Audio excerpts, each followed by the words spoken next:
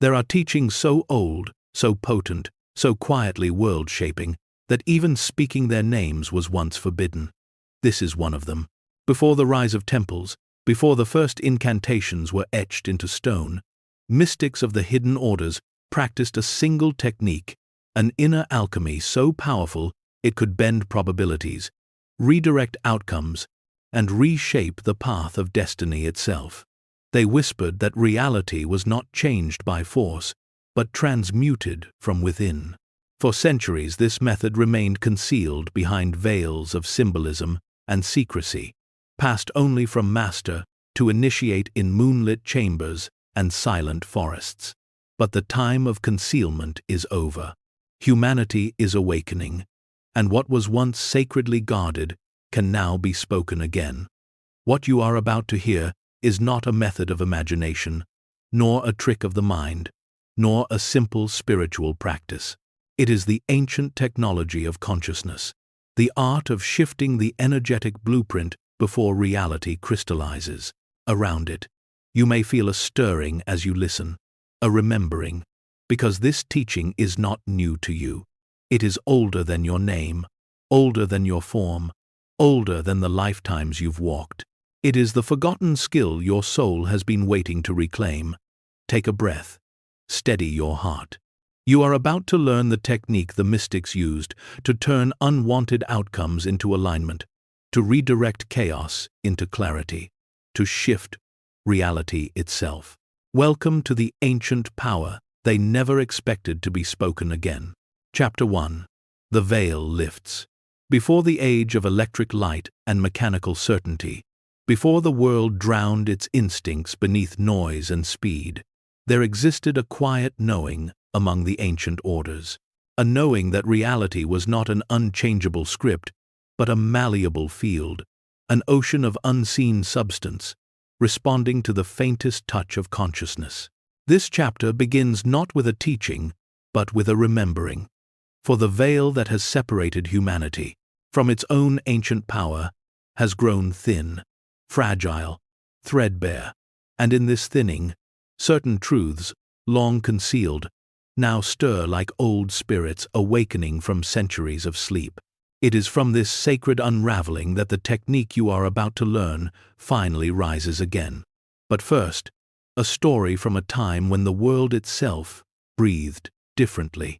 There was once a hidden sanctuary carved into the side of a mountain, its entrance disguised by waterfalls, its chambers lit by the soft glow of flame, untouched by smoke. Within these walls, seekers gathered under moonless nights to learn the forbidden art of transmutation. These were not mystics seeking escape, nor dreamers chasing illusion. They were conscious architects of the unseen, trained to mold the vibrational clay from which all things are born.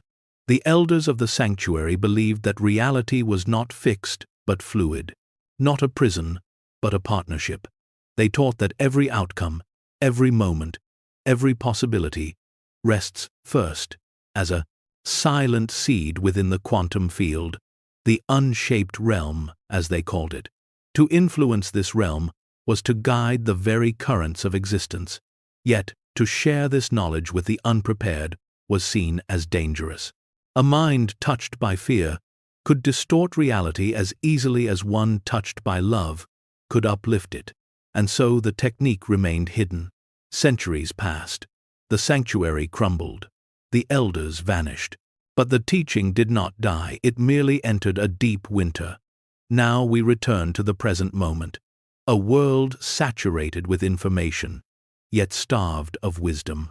A world where desire screams louder than intuition, and where minds chase answers outside while forgetting the quiet universe within. In this world, the ancient technique whispers again, not through masters in temples, but through the subtle calling of consciousness itself. Perhaps you have felt this calling, the sense that something is stirring behind the curtain of ordinary life, the sensation that you are meant for deeper clarity, deeper power, deeper alignment than what you have been told is possible. The intuition that your thoughts and feelings do more than echo inside your mind. They echo through the fabric of reality itself. These sensations are not fantasies. They are memories awakening. Humanity stands at the threshold the ancients foresaw, a period when the collective mind begins to question the limits imposed upon it, when individuals rediscover the creative potency they unknowingly use every day. Whether through synchronicities that defy logic, intuitive nudges that arrive with unsettling accuracy, or the uncanny feeling that life responds more personally than it should, something within you already knows that the world is not as rigid as it seems. The veil has lifted just enough for truth to seep through. And so, we begin. The technique you are about to learn was not merely a practice, it was a sacred discipline of inner movement, a way of redirecting energy before it condensed into form. The ancients guarded it because they understood its potency. To shift one's internal state with absolute certainty was to shift the spiral of events that followed. To alter one's frequency was to redirect the river of outcomes flowing through one's life. The modern world calls this manifestation, but manifestation, as commonly taught, is a shadow of the original art, missing its depth, its reverence, its precision. The true technique was whispered only to those who proved their minds could hold silence, their hearts could hold clarity, and their intentions could remain pure of manipulation. Because consciousness, the elders taught, amplifies both truth and illusion. To wield this power carelessly was to invite chaos. You stand at the beginning of this path, not because you stumbled upon it, but because something within you has ripened. You would not be hearing these words if you were not ready. You would not be drawn to this ancient power if your soul had not already remembered its signature. For knowledge, this old, does not arrive by accident. Perhaps you have already experienced small shifts, without understanding them, moments where life seemed to bend in your favor, where the improbable unfolded effortlessly, where a thought or feeling seemed to precede a change in circumstances. These were glimpses of the technique awakening within you. The veil lifts when the student is ready to see. In the sanctuary's final days, as the elders sensed the coming collapse of their era, they inscribed one sentence into the stone walls before sealing the hidden chamber. When the world forgets itself, a single listener will remember. You are that listener. The teaching you are about to receive is not new, it is ancient. It is not foreign, it is home. It is not a secret withheld from humanity. It is a power humanity abandoned in its pursuit of external certainty. And now, as the world shifts again, the technique returns not through temples of stone, but through the temple of your awareness. Take a slow breath. Let the veil lift. For the first time in this lifetime, you are stepping into the realm where outcomes can be redirected, probabilities can be influenced, and reality can be sculpted from the inside out. This is where the ancient path begins. Chapter 2. The Hidden Principle. Before the mystics revealed the sacred technique, they required initiates to understand a truth so foundational that without it, no amount of practice could shift reality.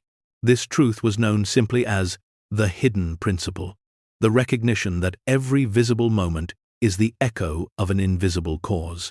To grasp this principle is to see beneath the surface of existence itself. In the ordinary world, people believe outcomes are shaped by action, effort, strategy, and circumstance. They assume reality changes from the outside inward, like sculpting stone with a chisel. They fight, push, strive, and force, in hopes that the world will rearrange itself to match their desires. But the mystics taught a different understanding, one so radical and so quietly powerful that it inverted the very architecture of creation. They taught that nothing begins in the physical world. Nothing. Not success, not failure, not love, fortune, opportunity, or misfortune. Physical reality is merely the final expression, the afterimage, the shadow cast by something deeper. Everything begins in the unseen. Just as a seed holds the blueprint for a forest, the inner realm holds the blueprint for every unfolding of your life. The elders describe this inner realm as the subtle foundation, a dimension where thought, emotion, and energetic resonance weave together to form the scaffolding of experience. The ordinary mind dismisses this. The awakened mind recognizes it. The mystic lives by it. To demonstrate this principle, the elders told a story that once echoed through the sanctuary halls. There was a young initiate named Lai-san who believed deeply in effort. He rose before dawn, trained harder than all others, and sought to master every technique the masters taught. Yet no matter how intensely he practiced, he could not influence reality as the elders could.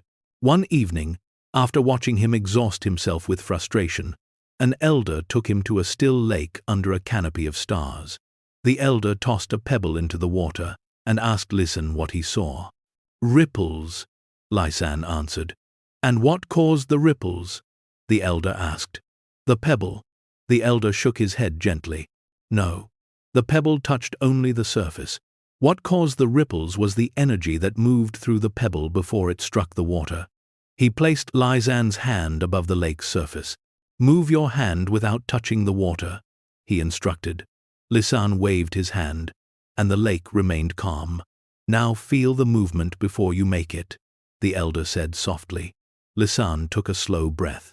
He focused inward, sensing the subtle intention of movement before the physical movement occurred. As he did, a faint breeze stirred across the surface of the lake, creating the smallest ripple. His eyes widened. The elder smiled. The unseen movement precedes the seen.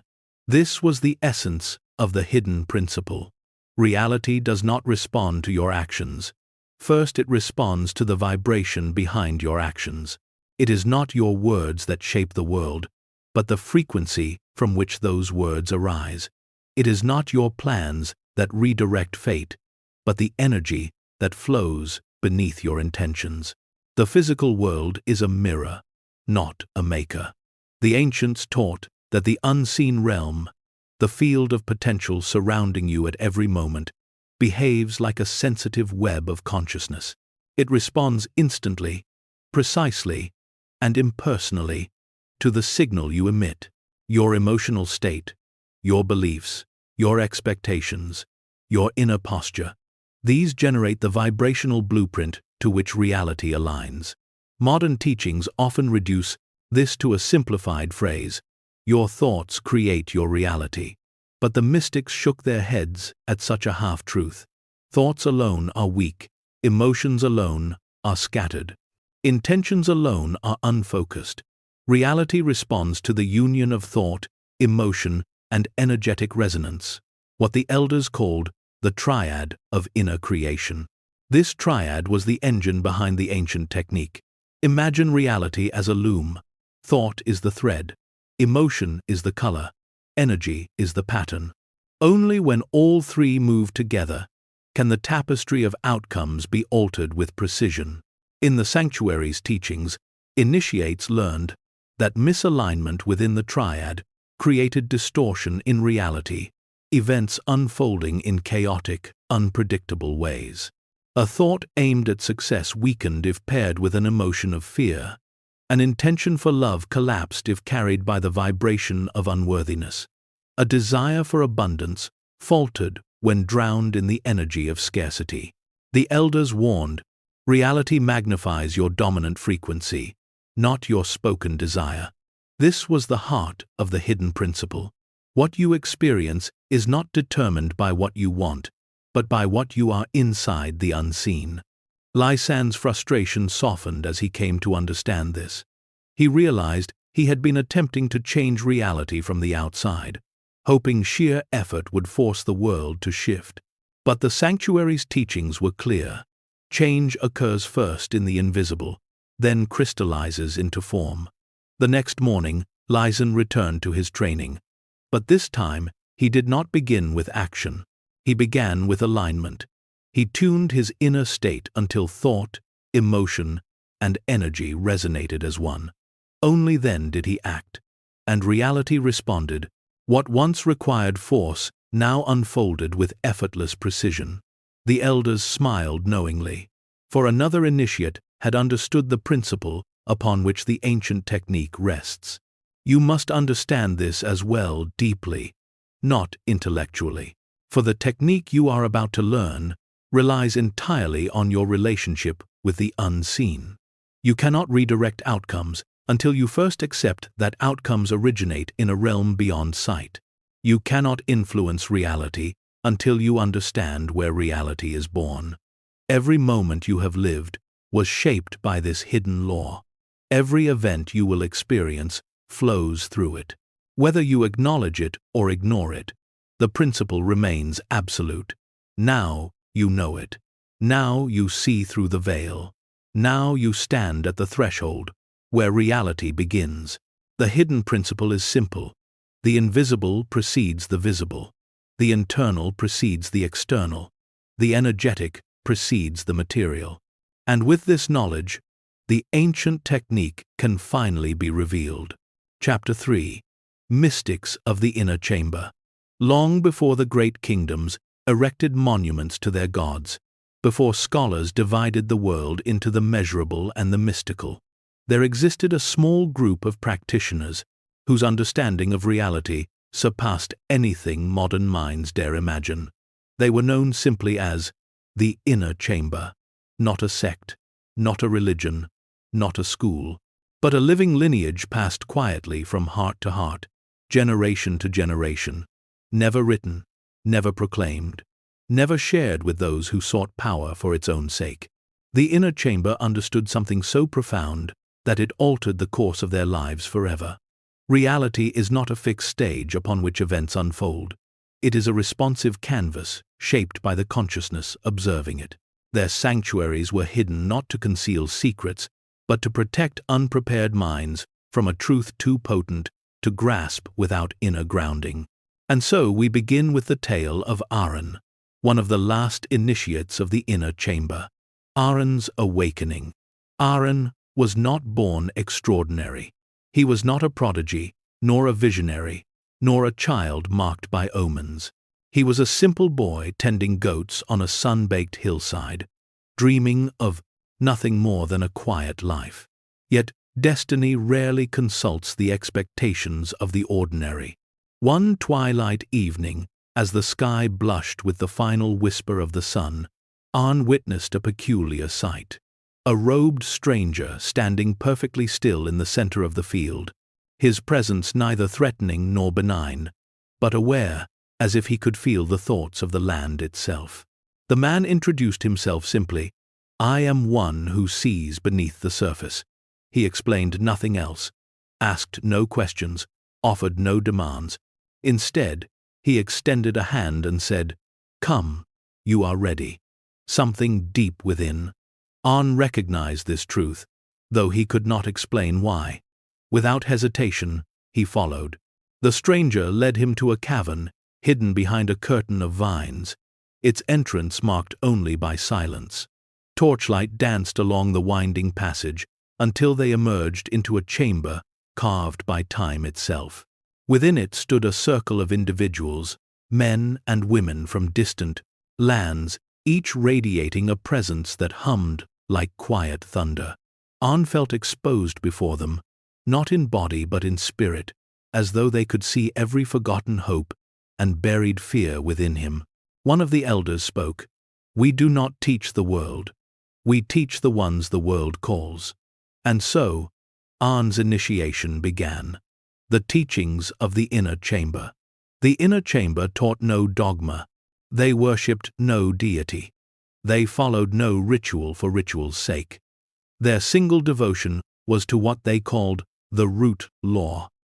The internal state is the architect of the external world. But they believed this truth must first be lived before it could ever be used. To awaken their initiates, they placed them in environments designed to reflect the exact tone of their consciousness. If an initiate harbored fear, their surroundings mirrored chaos. If they carried calm, nature itself seemed to soften around them. If they embodied clarity, events aligned with uncanny precision.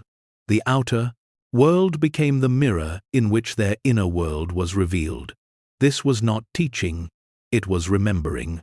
One night, Arn awoke from sleep to find the chamber empty. A single lantern flickered beside a narrow passageway he had never noticed before. Guided by intuition rather than instruction, he followed it until he emerged into a moonlit glen. There stood the elder who first greeted him. The elder held a bowl of still water in his hands. "Look," he instructed. Arn gazed into the water. His reflection trembled with the faint quiver of the bowl, and the elder nodded. This is the world as most know it, unstable, uncertain, reactive to every disturbance. With a slow breath, the elder centered himself. The trembling stopped. The water returned to perfect stillness, though no hand steadied it. This is the world, as the mystic knows it, reflecting not the chaos around it, but the state within the one who observes. Arn reached for the bowl, but the elder pulled it away, gently. "You cannot still the water by touching it," the elder whispered. "You still the water by stilling yourself." Arn understood, and this understanding altered everything.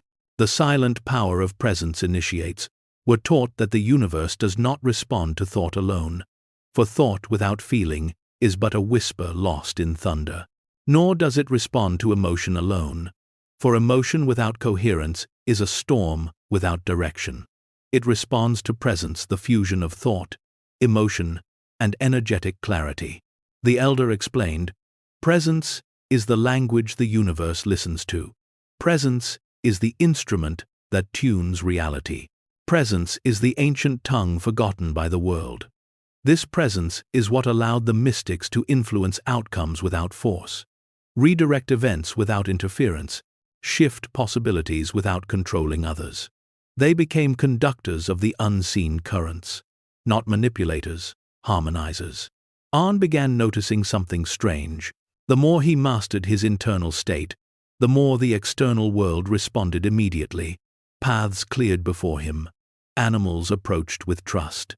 Falling stones shifted their course by inches. Conversational outcomes bent toward harmony. He once dropped a clay jar, only to watch it strike a stone, wobble, and come to rest without shattering. The elder smiled, knowingly. "You are beginning to remember why the knowledge was hidden." The mystics never feared misuse of power. What they feared was misalignment. For when power exceeds wisdom, destruction follows. They protected the technique, not because humanity was unworthy, but because humanity was forgetful. The world became enamored with external achievement, and neglected the inner mastery required to wield such power. The ancient technique, if taught to the unprepared, amplifies the inner turbulence of the practitioner. A chaotic mind creates chaotic outcomes. A heart, anchored in fear, manifests illusions of danger.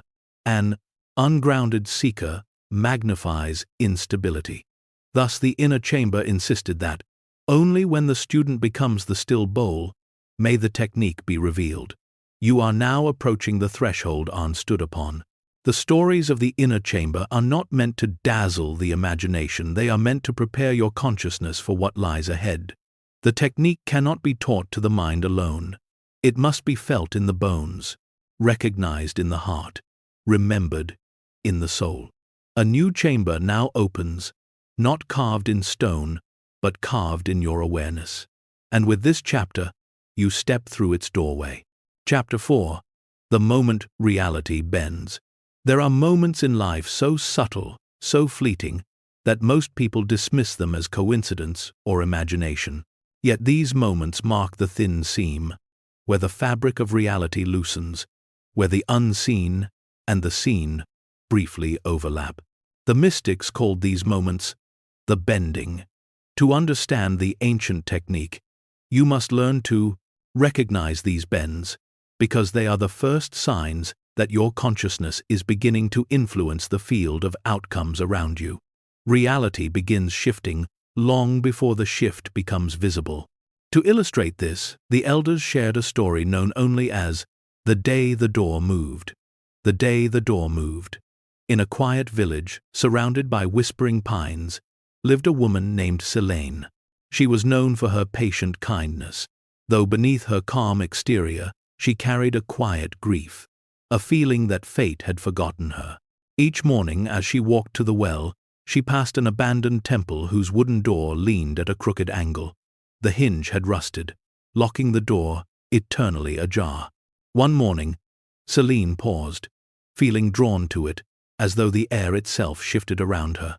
Something was different, though she could not name it. With a sigh, she whispered softly, "I wish anything would finally change." Her words dissolved into the morning mist as she continued to the well. When she returned, she froze mid-step. The crooked door now stood perfectly upright, aligned in its frame as if newly repaired. No footprints marked the ground, no tools lay nearby, no hand had touched it. The villagers dismissed it as the wind or the settling of old wood. But Celine knew what she felt in that moment, a subtle click within her soul, a shift in her inner geometry. Her longing had released its ache, her spirit had exhaled a deeper truth. She was ready for change, and reality had answered. This moment marked the beginning of her awakening, a gentle bend in the path of her destiny. Reality bends before it breaks through. The mystics taught that every manifestation, every transformation, every redirection begins not with a grand event, but with a whisper, a nudge, a moment that feels like déjà vu or dreamlike softness. These early bends are not accidents, they are responses. A stray feather landing at your feet after asking for clarity, a name appearing repeatedly after you speak an intention, a delay or detour that leads you somewhere essential, a conversation arriving at the perfect moment. These are the ripples in the still water, the tremors before the earthquake, the first threads of a new timeline weaving into yours. To the untrained eye, they seem inconsequential. To the mystic, they are the earliest signs that the inner state has begun to project outward. The elders taught, reality bends at the point where your inner vibration shifts, not after, not before. At the moment of shift, most people never notice because their minds are too preoccupied with the final outcome they seek. They overlook the first phase where life begins to rearrange itself around them. But the mystics trained their initiates to observe with the sensitivity of a hawk catching the flicker of a mouse in a field of grass. They taught that the bending phase is the most crucial of all, because it confirms that the technique is working, even before the physical world catches up. On witnesses his first bend. Months after joining the inner chamber, On experienced his first bending moment. He had been practicing the alignment of the triad, thought, emotion, and energy, though success came in unpredictable bursts. One evening, after an especially intense lesson, he sat alone in the sanctuary garden, frustrated. He whispered a quiet plea, "Show me something. Anything. I need to know I'm truly awakening." He expected no answer. But the unseen realm listens more closely than the human mind imagines. On opened his eyes to see a single leaf drifting downward from an ancient cedar tree. It spiraled gently toward the ground, and then paused mid-air. Time did not stop. The wind did not blow. The world did not shake. The leaf simply hovered for a heartbeat longer than nature allowed, as if acknowledging his request before completing its descent. To anyone else, it would have seemed like nothing. To An, the world had spoken. The elder later told him, "You do not need miracles. You need recognition. The bending of reality is not meant to astonish. It is meant to affirm." What causes reality to bend? Reality bends when your internal frequency shifts into coherence. This coherence is the precursor to manifestation. The inner realm aligns itself.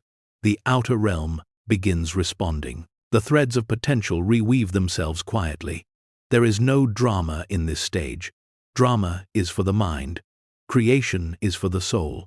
This is why mystics walk through life with a serene gaze. They know that once the internal state changes, the external world has no choice but to follow. The elders said, "A changed inner world pulls a changed outer world to itself. Reality bends because the quantum field recalibrates itself around your new vibration. Like metal drawn to a magnet, circumstances reorganize to match your internal stance.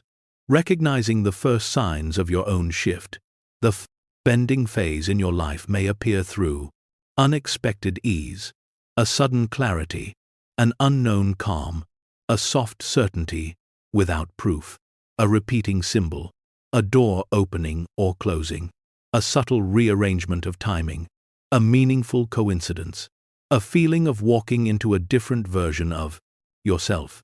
These signs are the universe whispering, "Keep going, you have been heard." To ignore these signs is to delay the unfolding. To recognize them is to accelerate it. The shift happens in you. First, the ancient technique you will learn in later chapters leverages this truth. Reality always bends in response to inner transformation. Celine's door straightened, not because wood moved, but because her inner resignation dissolved. Celine's leaf hovered, not because nature broke its laws, but because his frequency aligned with awareness. Your life will begin bending the moment your inner state stabilizes into coherence. You may not see the full outcome immediately, but you will. Feel the tremor beneath your feet, the subtle pivot of fate rearranging itself. This is the moment reality acknowledges your presence. This is the moment your power awakens. Chapter 5. The Three States of Creation. In the sanctuary's deepest hall, where the stone walls seemed to hum with ancient memory, the elders taught a truth so foundational that every other teaching rested upon it. They called it the three states of creation, and they warned every initiate, until you master these three, you do not direct reality, you only react to it. You may think you know your own mind. You may believe you understand your emotions. You may assume you are in control of your energy. But the mystics knew better. Most people drift through existence as passengers of their internal states, unaware that their unexamined mind, untended emotions, and scattered energy constantly shape their outer world. The three states were not mere concepts. They were living forces interacting with the unseen field, sending signals to the quantum architecture of reality itself. The three states were thought the architect, emotion the fuel, energy the frequency. Together they formed the invisible engine, powering all manifestation. To understand how the ancient technique works, you must first understand these states, as the mystics did not, as ideas, but as living mechanics woven into your consciousness. 1. Thought, the architect. Thought is the blueprint maker. The elders saw the mind not as a random generator of ideas, but as a chisel, carving intention into the invisible realm. Every thought is a design, an instruction to the quantum field, declaring, "This is the pattern I choose." But thoughts alone are weak.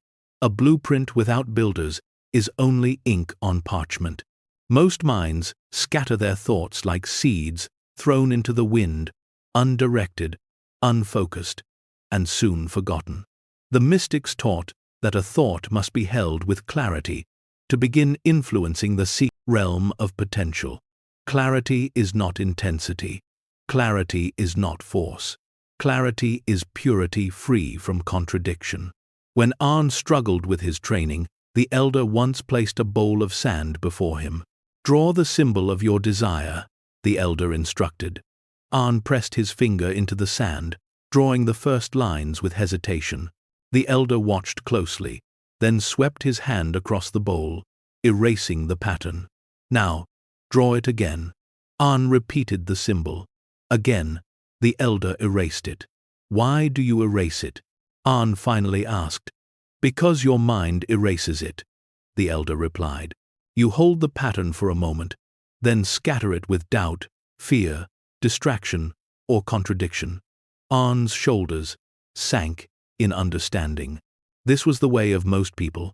A thought, born in hope, dies in uncertainty. The mind must become a steady architect, not a frantic sketch artist. Only then does thought begin to shape reality. 2. Emotion, the fuel. If thought is the architect, emotion is the engine.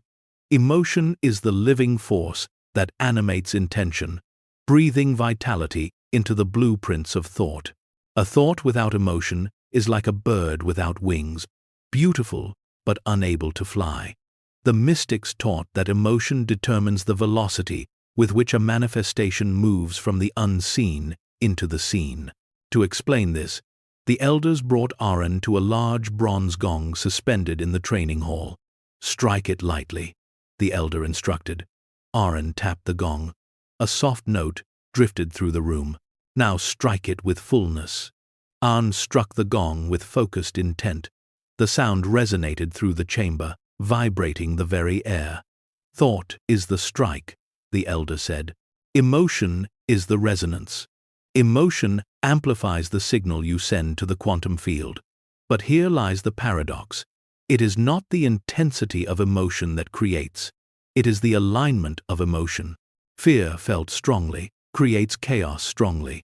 Joy felt gently creates miracles gently. Intensity matters less than coherence. This is why trying to force positivity weakens creation. Emotion must be genuine, not strained. The elders taught Aaron to listen to his emotions as indicators of his alignment. If emotion contracts, you are out of sync with your desire. If emotion expands, you are aligned with it. Emotion is not a hurdle to overcome. It is the compass guiding you toward the correct frequency. 3. Energy, the frequency. If thought is the architect and emotion is the fuel, then energy is the tone, the vibrational signature that determines which timeline you step into. Energy is not mystical. It is measurable in your breath, your posture, your presence, your aura. It radiates through your actions, your silence, your expectations. The mystics taught that energy is the language the universe listens to most clearly, because energy is what you are beneath the surface of your thoughts and feelings. Aaron struggled most with this state, for energy cannot be faked. You may speak affirmations with your mouth while your energy whispers lack. You may visualize success while your energy radiates fear. You may desire love while your energy emits self-doubt. Energy reveals truth. One night, an elder handed Aaron a small glass lantern. "Light it," he commanded. Aaron opened the lantern's hatch and lit the wick. The flame flickered wildly, unstable. "Now center yourself." Aaron steadied his breath. The flame steadied with him. The elder nodded. "Your energy is the flame. Reality is the lantern. When your energy flickers, reality becomes unstable. When your energy steadies, reality aligns." This understanding was crucial for the ancient technique, because the technique does not respond to the mind alone. It responds to the harmonized state of thought, emotion, and energy. This harmony forms what the mystics called the point of inevitability. Until these three states align, manifestation remains slow, inconsistent, or chaotic. But once alignment is achieved, reality bends swiftly, precisely, obediently. This was the foundation upon which all advanced teachings rested. And now you carry this foundation within you. Chapter 6. The Inner Flame.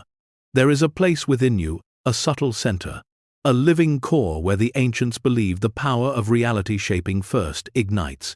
They called it the inner flame, not because it burns with heat, but because it pulses with awareness. It is not a physical organ, though you may feel it in your chest. It is not emotion, though it influences your emotions profoundly.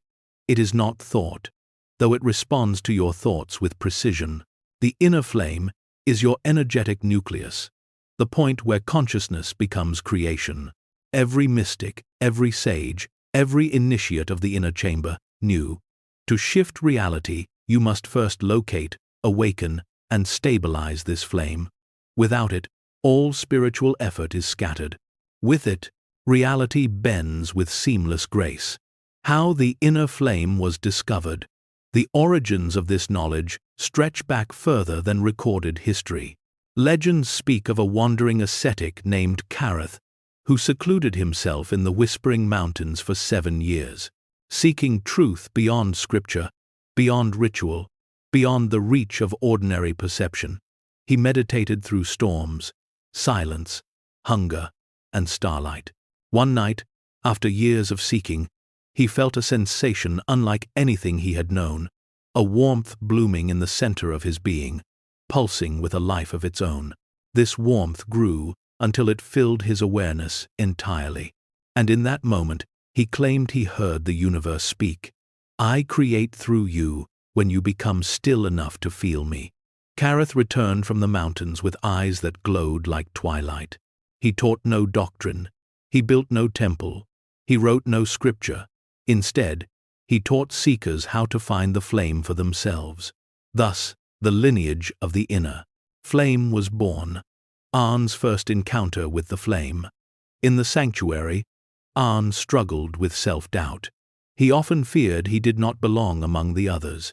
Though he practiced diligently, something felt missing: an anchor, a center, a sense of inner groundedness. Sensing this, the elder brought Arne to a circular chamber illuminated only by a single candle. Sit, the elder commanded. Arne obeyed. The elder extinguished the candle. Darkness swallowed the room. Where is the flame? The elder asked. It's gone, Arne whispered. Wrong, the elder replied. It exists still.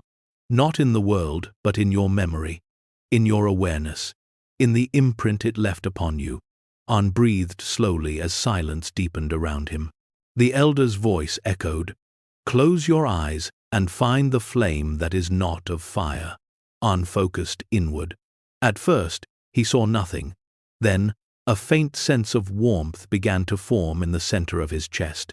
It grew gently, without force, like an ember awakening in the ashes. There, the elder whispered. Do not chase it. Let it come. The warmth pulsed softly, steady, alive, present. Tears welled in Arne's eyes, not from sadness, but from the recognition that he had discovered something ancient within himself. This, the elder said, is the doorway to creation. Guard it, feed it, listen to it. Arne bowed his head. He understood at last. The power to shape reality begins within. What the inner flame actually is. The inner flame is your core frequency, the vibration beneath all surface emotions and thoughts. It is your deepest truth, your purest intention, your unfiltered presence, your original consciousness. It is the energy you emitted before life, conditioned you to fear, doubt, and contract. The elders taught that the flame exists in 3 layers. 1. The spark, your basic awareness present even when your mind is chaotic. 2. The ember, your awakened alignment felt when thought, emotion, and energy begin to harmonize. 3. The flame, your activated consciousness when your inner state becomes strong enough to influence the external world. Most people never move beyond the spark. The mystics lived from the flame. Why the inner flame matters for reality shifting. The ancient technique you are approaching relies entirely on your ability to direct energy from this inner center.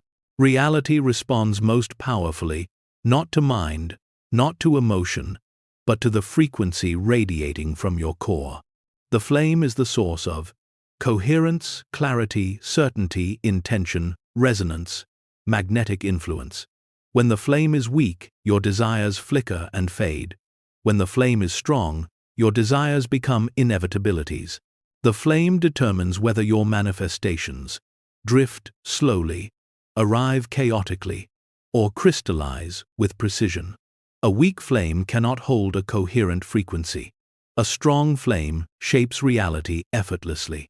How to strengthen the inner flame? The mystics taught 3 essential methods. 1. Stillness. Stillness feeds the flame.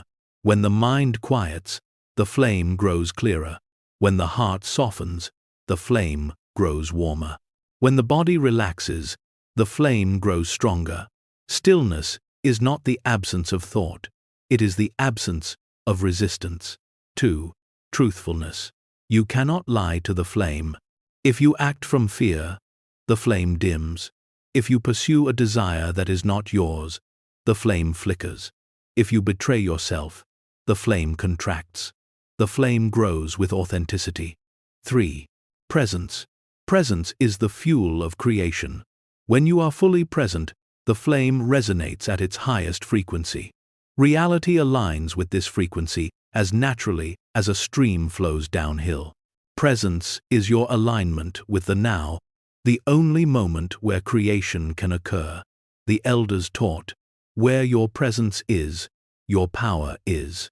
When your presence resides in the past, your energy stagnates.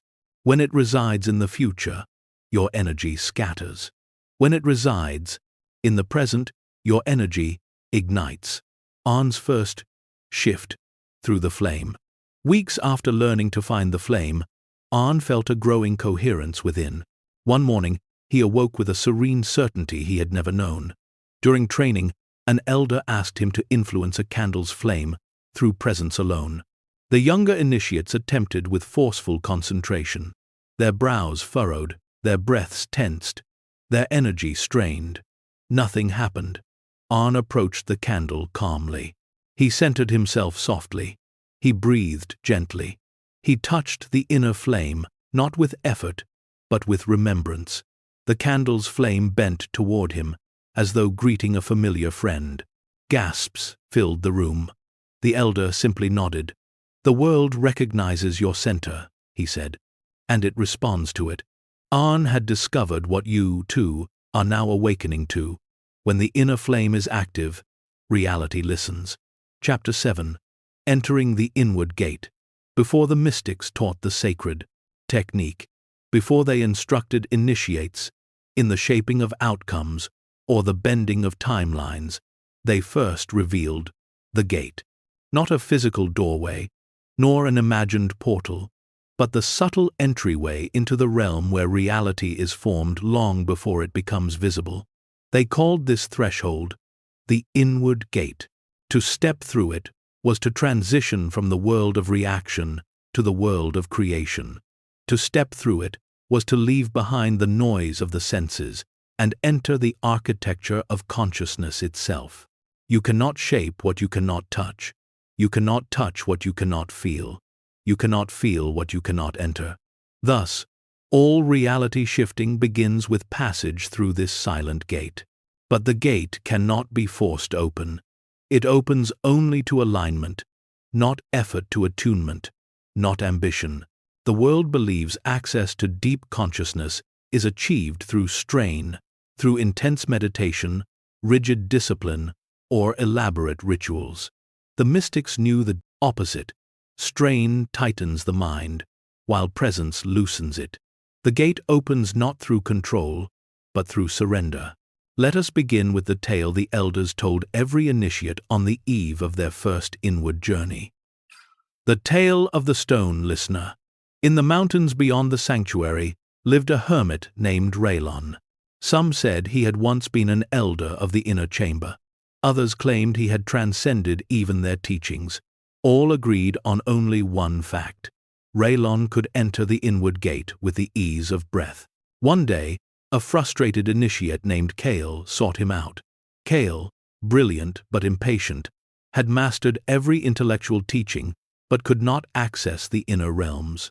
He found Raylon sitting motionless before a massive stone wall. "I have done the meditations," Kale said. "I have recited the mantras. I have practiced breathwork for months, yet the gate remains closed. Tell me how to open it." Raylon remained silent. Kale frowned. "Are you ignoring me?" Stillness. "Are you meditating?"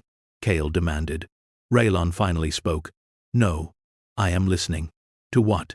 "To the stone." Kale huffed in disbelief. "The stone doesn't speak." Raylon smiled gently. "Everything speaks when you are quiet enough to hear." He placed a hand on the stone wall. "The gate opens the moment the world stops needing to impress you." Kale crossed his arms. And how do I make that happen? You cannot. Raylon closed his eyes. You simply stop resisting the moment long enough to let it happen. Kale scoffed. But then, something shifted.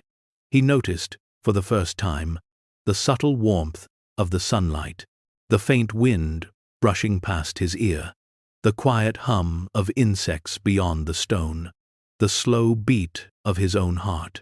The world softened. So did his mind. So did his breath. In that softening, he felt something strange, a gentle pull inward, as though his awareness slipped behind itself, a widening, a descent, a falling upward. His eyes widened. Raylon opened his eyes, smiling softly. You have stepped through the gate. What the inward gate actually is. The inward gate is the transition point between surface awareness, the thinking mind, and deep awareness, the creative field. When you cross this threshold, you move from interacting with the world to interacting with the blueprint of the world. This is why the mystics guarded its teachings so carefully, because within the gate, thoughts carry weight, emotions sculpt reality, energy reorganizes timelines, intentions become instructions. Most people never cross this threshold because their awareness remains tethered to external noise. Their senses cling to form, their thoughts cling to meaning, their emotions cling to memory. The gate opens only when the mind grows quiet enough to return to its original state of awareness. The elders called this state the soft mind. Not an empty mind, not a controlled mind, but a supple, receptive, listening mind, like a pool of water undisturbed. When the mind softens, awareness deepens. When awareness deepens, the gate appears. Signs: you are near the gate. As you approach the inward gate, the following sensations may arise. A sense of sinking inward, a widening of inner space, a gentle buzzing or warmth in the chest, time feeling slower or suspended, thoughts drifting rather than gripping, a sense of being inside, your awareness rather than behind it, a quiet joy, or calm without cause, a feeling of watching your thoughts instead of thinking them, a slight dissociation from physical tension, a soft pull inward, like gravity acting on your consciousness. These sensations mark the transition from surface perception to internal perception. The mystics emphasized, the gate is not a place, it is a shift in the axis of awareness. Why? Entering the gate matters. Because creation happens behind the gate. Everything you will learn in later chapters, redirection of outcomes, the dissolving of unwanted paths, the choosing of new timelines, depends entirely on your ability to step into the realm where such shifts can be made. Trying to change your reality without entering the gate is like trying to carve stone by blowing on it. The mystics never acted on the physical world until they had first acted upon the inner world. On once attempted to manifest a change without entering the gate, trying to influence a situation with sheer mental effort. The chaos that followed became a lesson carved in memory. You used force where presence was required, the elder said. Then what should I have done? An asked. The elder pointed inward. Enter before you alter. How the gate opens naturally. The gate opens when you stop demanding, you stop striving, you stop forcing, you allow the present moment to be enough.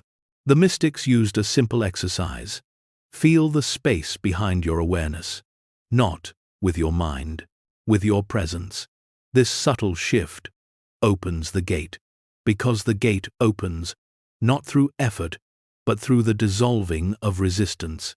The elders taught, the gate appears when the seeker stops chasing. For it is in the quiet, receptive, surrendered awareness that the mystic becomes a co-creator of reality. And once the gate is open, the sacred technique can be practiced. The path now draws nearer. Chapter 8. The Loom of Possibility. Once initiates learn to enter the inward gate, the elders introduced a revelation even more astonishing.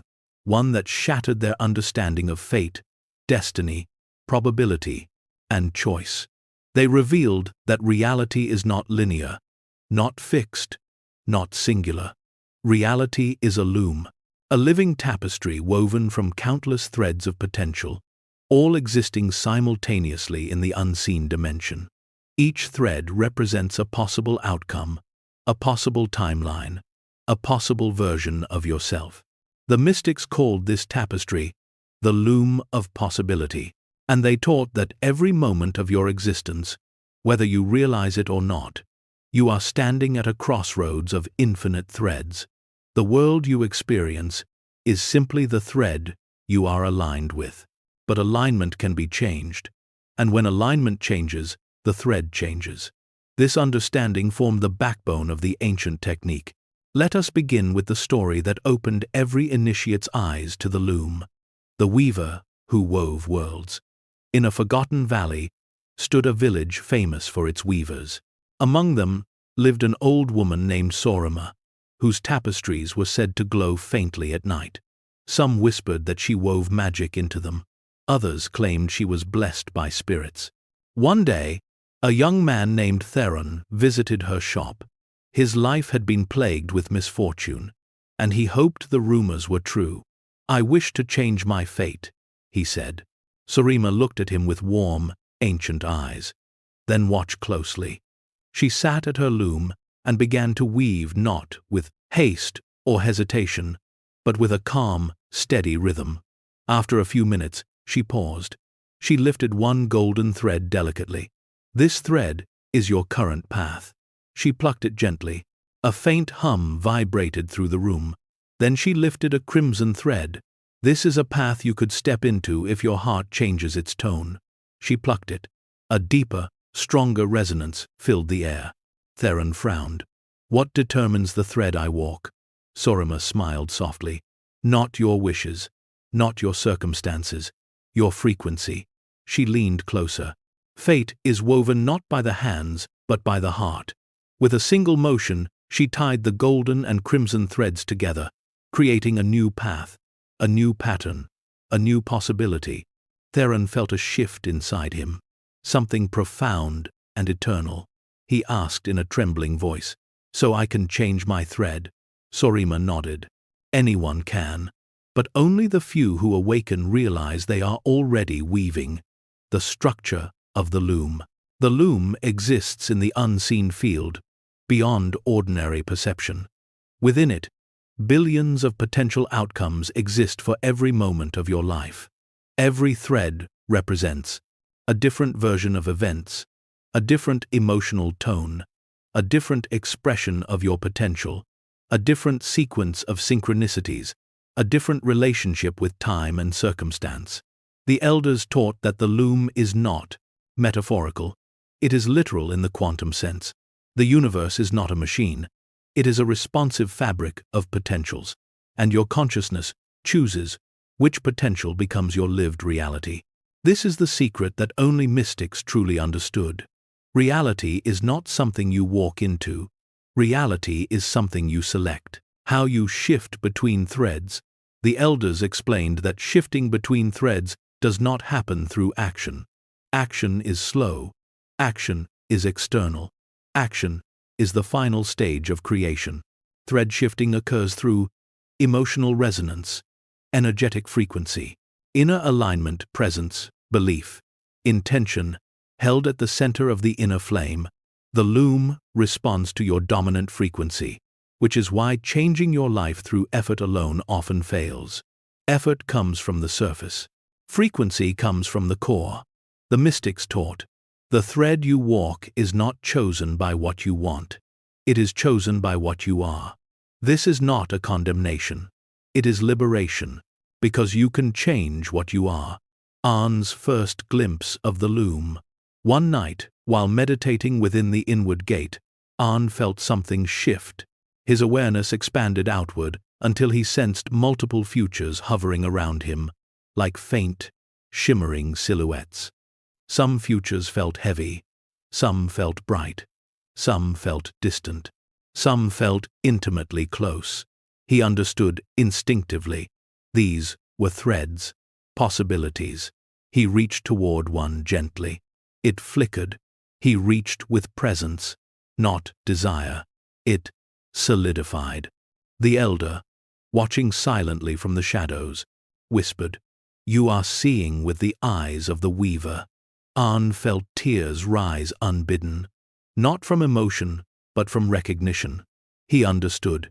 He had never been trapped. He had only been aligned with a thread he believed was his destiny. Now he saw clearly. Destiny is chosen. Destiny is shifted. Destiny is woven. How the loom responds to you. The loom follows 3 laws. 1. The law of resonance. You walk the thread whose frequency matches your inner state. 2. The law of proximity. Futures closer in emotional tone to your present state are easier to shift into. 3. The law of clarity. The clearer your inner alignment, the faster the loom reorganizes around you. These laws explain why. Dramatic change often begins with subtle inner shifts. Synchronicities appear before manifestations. Certain opportunities cluster around certain emotional states. Life accelerates. When you enter alignment, reality resists when you are energetically conflicted. The loom is neutral. It mirrors, reflects, responds. You choose the thread with every breath. Why? Understanding the loom is essential. Because the ancient technique you are approaching does not force reality, it selects it. The technique teaches you to shift your emotional resonance, align your inner flame, enter the inward gate, touch the loom, redirect your thread, and solidify the new pathway. Without understanding the loom, you might believe reality is changed through effort. The mystics corrected this misunderstanding. Reality is not changed, it is chosen, and the one who knows how to choose consciously is the one who becomes the architect of their own unfolding. You are now nearing the revelation of the ancient method. The loom awaits. Chapter 9. Emotion as the sculptor. Among all the forces that shape reality, none is more misunderstood than emotion. The world dismisses emotion as a fleeting reaction, an inconvenience to be controlled, a side effect of circumstance. But the mystics understood a deeper truth, one that transforms the entire mechanics of manifestation. Emotion is the sculptor of reality. Thought may draw the blueprint, intention may set the direction, but emotion is the hand that shapes the clay. The elders taught their initiates that emotion holds the power to mold the loom of possibility with precision. Not because emotion is powerful in its intensity, but because emotion is powerful in its vibration. Let us begin with the tale the elders used to illuminate this truth. The tale of the musician who shaped the wind. In a remote village by the sea lived a musician named Elira. Her voice was said to draw birds from the sky and coax flowers into bloom. Yet despite her gift, she lived in sorrow, believing her life had no greater purpose than the songs she sung for travelers. One evening, during a fierce storm, she sang to calm her trembling heart. As her voice carried through the wind, something miraculous occurred. The storm softened, its howl transforming into a gentle breeze. The waves that had threatened to swallow the shore eased into silence. Elira stared into the night, trembling. Had the world just responded to her? The next morning, she sought out an old sage who lived on the cliffs nearby. "How did my voice calm the storm?" she asked. The sage smiled, his eyes carrying centuries of knowing. "It was not your voice," he said. "It was your feeling." Elira frowned. "My feeling?" The sage nodded. "Your voice rode on the emotion beneath it. Your fear softened into hope. Your hope softened into surrender. Your surrender softened into peace." He placed a hand on her heart. "The world responded not to your song, but to the vibration you became." In that moment, Elira realized she had not simply sung to the storm, she had sculpted it. Emotion is the language of energy. The mystics taught that emotion is the direct communication between your inner world and the field of possibility. Emotion does not describe reality, it informs it. Every emotion you hold sends a resonance through the loom, altering the threads within reach. Joy expands your connection to potential futures. Fear narrows your access to them. Peace aligns your frequency with ease. Frustration fractures your coherence. Love accelerates manifestation. Gratitude magnetizes outcomes toward you. Most people believe emotion is a reaction. The mystics knew it is a generator. Emotion is not something you feel because of your life. Emotion is something your life becomes because of what you feel. Why emotion matters more than thought. Thought is quick, light, shifting, ever-changing. But emotion is dense, weighted, energetically magnetic. It imprints the field with far more influence. This is why a single moment of genuine fear can overshadow dozens of affirmations. Why a brief spark of joy can set miracles in motion. Why hope held for one quiet breath can redirect destiny. The elders taught, emotion is the true command of the inner realm. Thought instructs, emotion enforces, energy broadcasts. Together, they shape the thread you walk. Ahn learns the sculptor's power. When Ahn began training, he believed thought alone determined manifestation. He practiced visualization relentlessly, though results remained inconsistent. Some days, reality shifted. Other days, nothing changed. Frustrated, he approached the elder. "Why does my intention fail?" Ahn asked. The elder motioned for him to sit beside a pool of water. "Throw a pebble," he instructed. Ahn tossed a pebble into the pool. Ripples spread outward. "Now," said the elder, "throw a handful of sand." Ahn scattered sand over the pool. Tiny ripples appeared, then vanished. "The pebble is emotion," the elder explained. "Sand is thought." Ahn's mind opened. "Your thoughts carve lines." "Yes, but your emotions determine depth. If your emotion contradicts your thought, the thought has no weight." This lesson changed everything. The emotional key to thread shifting. To shift timelines, one must shift the emotional frequency held at the center of the inner flame. The loom does not respond to ideas, it responds to resonance. Emotion acts as the gravitational center of your experience. The thread you walk vibrates with the emotion you embody. A future aligned with confidence cannot be reached through insecurity. A future aligned with abundance cannot be reached through scarcity. A future aligned with love cannot be reached through self-doubt. The mystics taught initiates to stop asking, "What do I think I want?"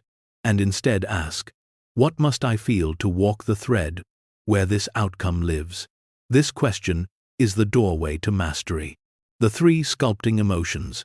The elders revealed that of all human emotions, three hold the greatest influence over the loom. 1. Certainty, not confidence, not arrogance. Certainty is the quiet knowing within the inner flame that a thing simply is. Certainty collapses doubt. Doubt collapses threads. 2.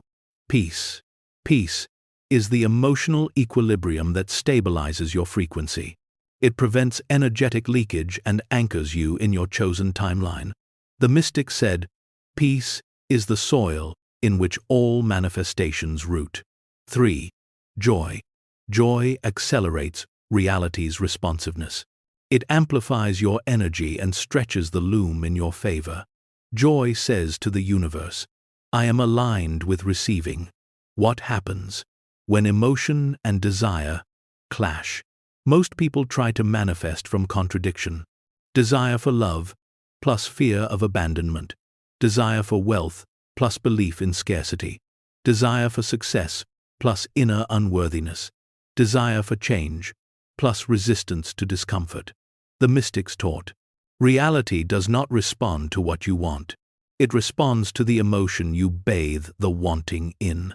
When emotion and desire contradict, the field receives two opposing instructions, creating delay, resistance, or chaos. Thread shifting requires coherence. Emotion is not suppressed, it is transmuted. The elders never taught their students to suppress emotion. Suppression fractures the energy body. Instead, they taught transmutation, the art of guiding emotion from one frequency to another, like fire changing metal, like heat turning ice to water. Fear becomes awareness. Sadness becomes release. Frustration becomes clarity. Longing becomes direction. Hope becomes alignment. Gratitude becomes magnetism. Transmutation is the emotional interface of the ancient technique, and with it, the sculptor's chisel becomes your own. Chapter 10. Neutralizing the Old Path. Before the mystics taught initiates how to step into a new thread, they taught something even more crucial: how to dissolve their attachment to the old one. For the elders knew a profound truth. You cannot step into a new reality if you are still anchored to the old. Even the most powerful intentions fail when they are pulling against the gravity of past beliefs, memories, or emotional imprints. Thus, the mystics revealed one of their most guarded teachings: the art of neutralizing the old path. Let us begin with the parable that anchored this lesson in the hearts of initiates. The tale of the two rivers. High in the mountains flowed two great rivers, one clear and bright, the other dark and heavy with silt. They ran parallel for miles before meeting at a place the villagers called the joining. A young man named Jarek once asked an elder, "Why does the dark river pollute the clear one, instead of the clear river cleansing the dark?" The elder smiled. "Because the dark river carries more weight." Jarek frowned. "Then how do we make the clear river stronger?" The elder motioned to the merging waters. "You do not strengthen it, you lighten the other." And with a single staff, the elder diverted a portion of the dark river into the earth. Instantly, the clear water began to dominate the flow. The elder turned to Jarek and said, "So it is with your life. Your new path cannot flow freely until you redirect the weight of the old." Why old threads resist change? Every timeline you've walked carries emotional momentum, cognitive expectation, energetic imprint, habitual resonance, identity attachment. These create a gravitational pull that keeps you aligned with the old thread, even when your desires reach toward the new. This is why manifestations appear slow, why circumstances feel repetitive, why breakthroughs stall, why patterns recur. You are not failing, you are simply entangled. Thread shifting requires disentanglement. The mystics taught that the old path must be neutralized before the new path can take form.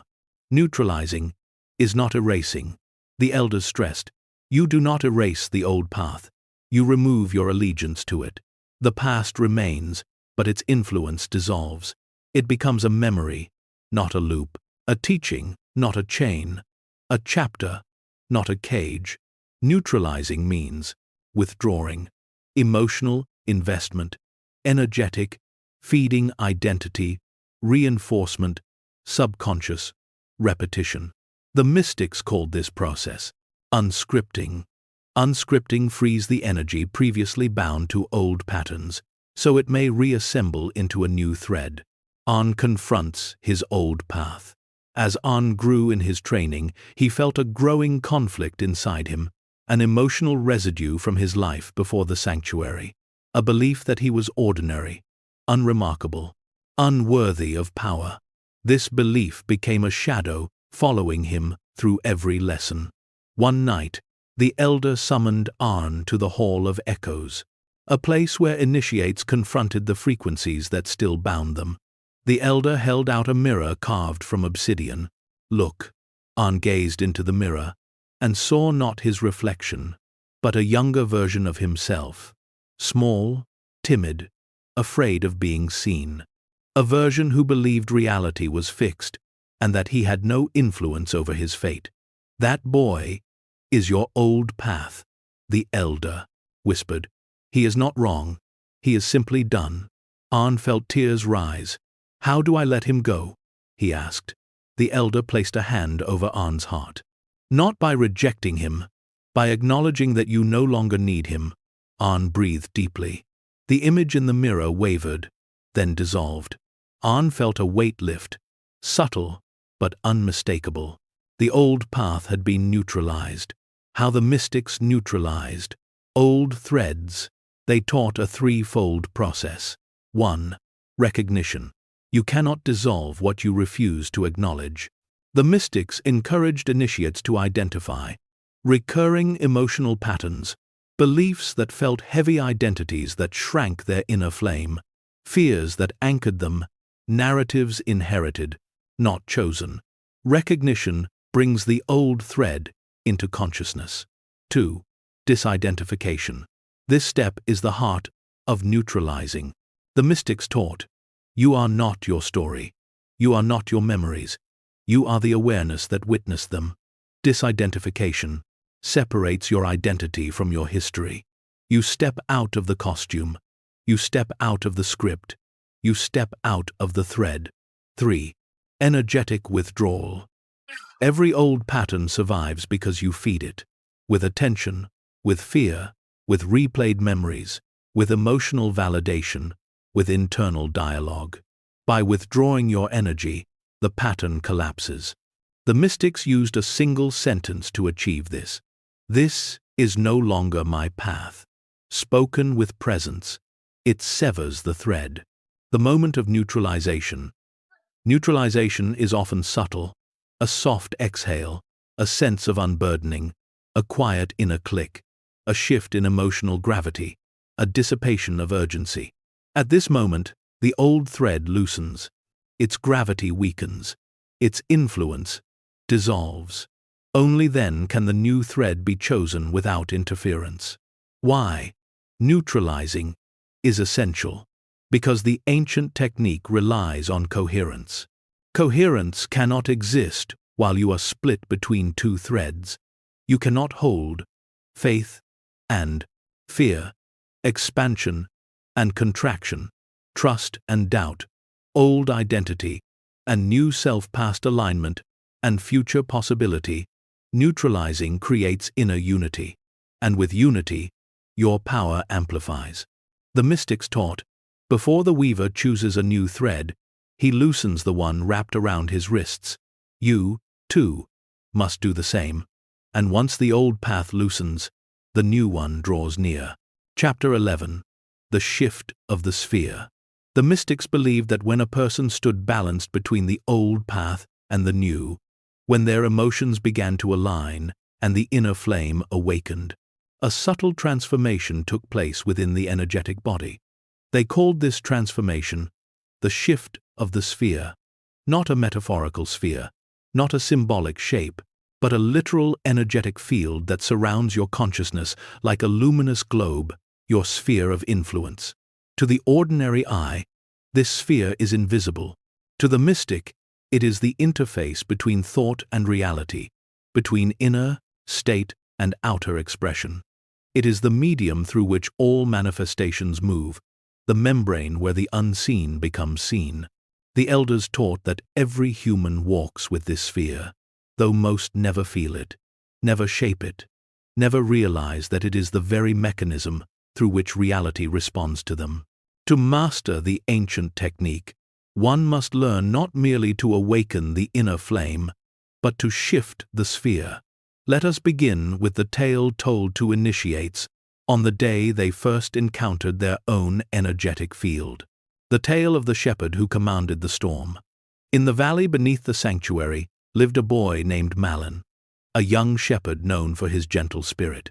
One evening, as he guided his flock across the foothills, a sudden storm rolled, in the kind that split the sky and terrified even the most hardened travelers. Malin gathered his sheep beneath a rocky outcrop and placed his hands against his chest, feeling the tremor of fear rising. But as he closed his eyes, something instinctive occurred.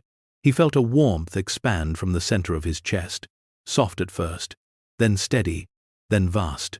It grew until he sensed it surrounding him like a protective shell. When he opened his eyes, he noticed something extraordinary. The rain fell, but not on him. A perfect circle of dry earth surrounded him and his flock, as though the storm refused to enter the space of his sphere. The villagers later called it a miracle. The elders called it a remembrance. For Marlin had not controlled the storm. He had only shifted the vibration of his sphere to match calm, and the storm adapted. The sphere is the filter of reality. The mystics taught that the sphere performs 3 sacred functions. 1. It receives reality. Events, energies, and interactions pass through your sphere before entering your conscious experience. What you perceive is filtered, shaped, and colored by the frequency of the sphere. 2. It projects reality. Your sphere broadcasts your energetic signature into the loom, influencing the probabilities and outcomes that draw near. 3. It selects reality. The sphere determines which timeline is available to you. 2 people standing side by side can walk completely different paths, not because the world is different, but because their spheres are. Thus, to shift your reality, you must shift your sphere, how the sphere responds to inner change.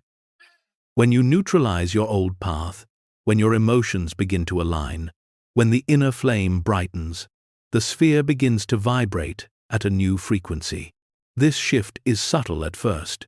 A sudden calm in chaotic spaces, a sense of being carried by life, fewer obstacles, synchronicities increasing in frequency, the right people appearing without effort, tension dissolving from situations that once resisted you. These are early signs that your sphere is changing its tone. The elders said, "The world is not changing for you, it is changing because of you." For the sphere communicates your internal state to the very fabric of the loom. Arn feels the sphere shift. During his training, Arn once stood in the Hall of Winds, a vast chamber carved with deliberate openings that allowed mountain currents to pass through in unpredictable patterns, initiates practiced maintaining presence within chaos. As Arn stepped into the center of the hall, the winds howled wildly, pulling at his clothing, tossing his hair across his face. His thoughts scattered. His breath tightened. His sphere contracted into instability. The elder's voice echoed across the chamber. "Do not fight the wind. Shift your sphere." Arn closed his eyes. He centered his breath. He touched the inner flame. Slowly, an inner warmth radiated outward. His emotions softened into coherence. His thoughts quieted. His energy stabilized. Something subtle occurred. The winds around him, still wild in the hall, ceased to touch him. They curved around an invisible boundary. A calm pocket formed around his body. His sphere had shifted. The elder bowed deeply. "You now understand," he whispered, "that the world does not touch you, it meets you. Why the sphere must shift before reality. Can reality does not change because you want it to. Reality changes because you become someone aligned with the change. The sphere reflects that becoming. If your thoughts shift, but your sphere does not, change remains conceptual. If your emotions shift but your sphere does not, change remains internal. If your flame ignites but your sphere remains unaltered, creation remains incomplete. When the sphere shifts, reality begins rewriting itself around you, because the sphere is the bridge connecting your consciousness to the loom. How the sphere shifts. The mystics taught 3 methods. 1. Expansion. When the sphere expands, your possibilities expand. This happens through joy, openness, curiosity, wonder, or gratitude. Expansion invites new threads in. 2. Stabilization. When the sphere stabilizes, your chosen timeline solidifies. This occurs through peace, certainty, or emotional coherence. Stabilization locks the new thread in place. 3. Refinement. When the sphere refines, your manifestation becomes precise. This happens through clarity, focus, and aligned intention. Refinement directs the outcome with accuracy. The sphere becomes the sculptor's chamber for the mystic. The moment of the shift. The elders describe the moment of shift as a soft inner click, a sense of inevitability, emotional neutrality paired with inner certainty, a feeling of already done, a quiet alignment. In this moment, the sphere releases the old frequency. It adopts a new one, and the world begins to rearrange itself accordingly.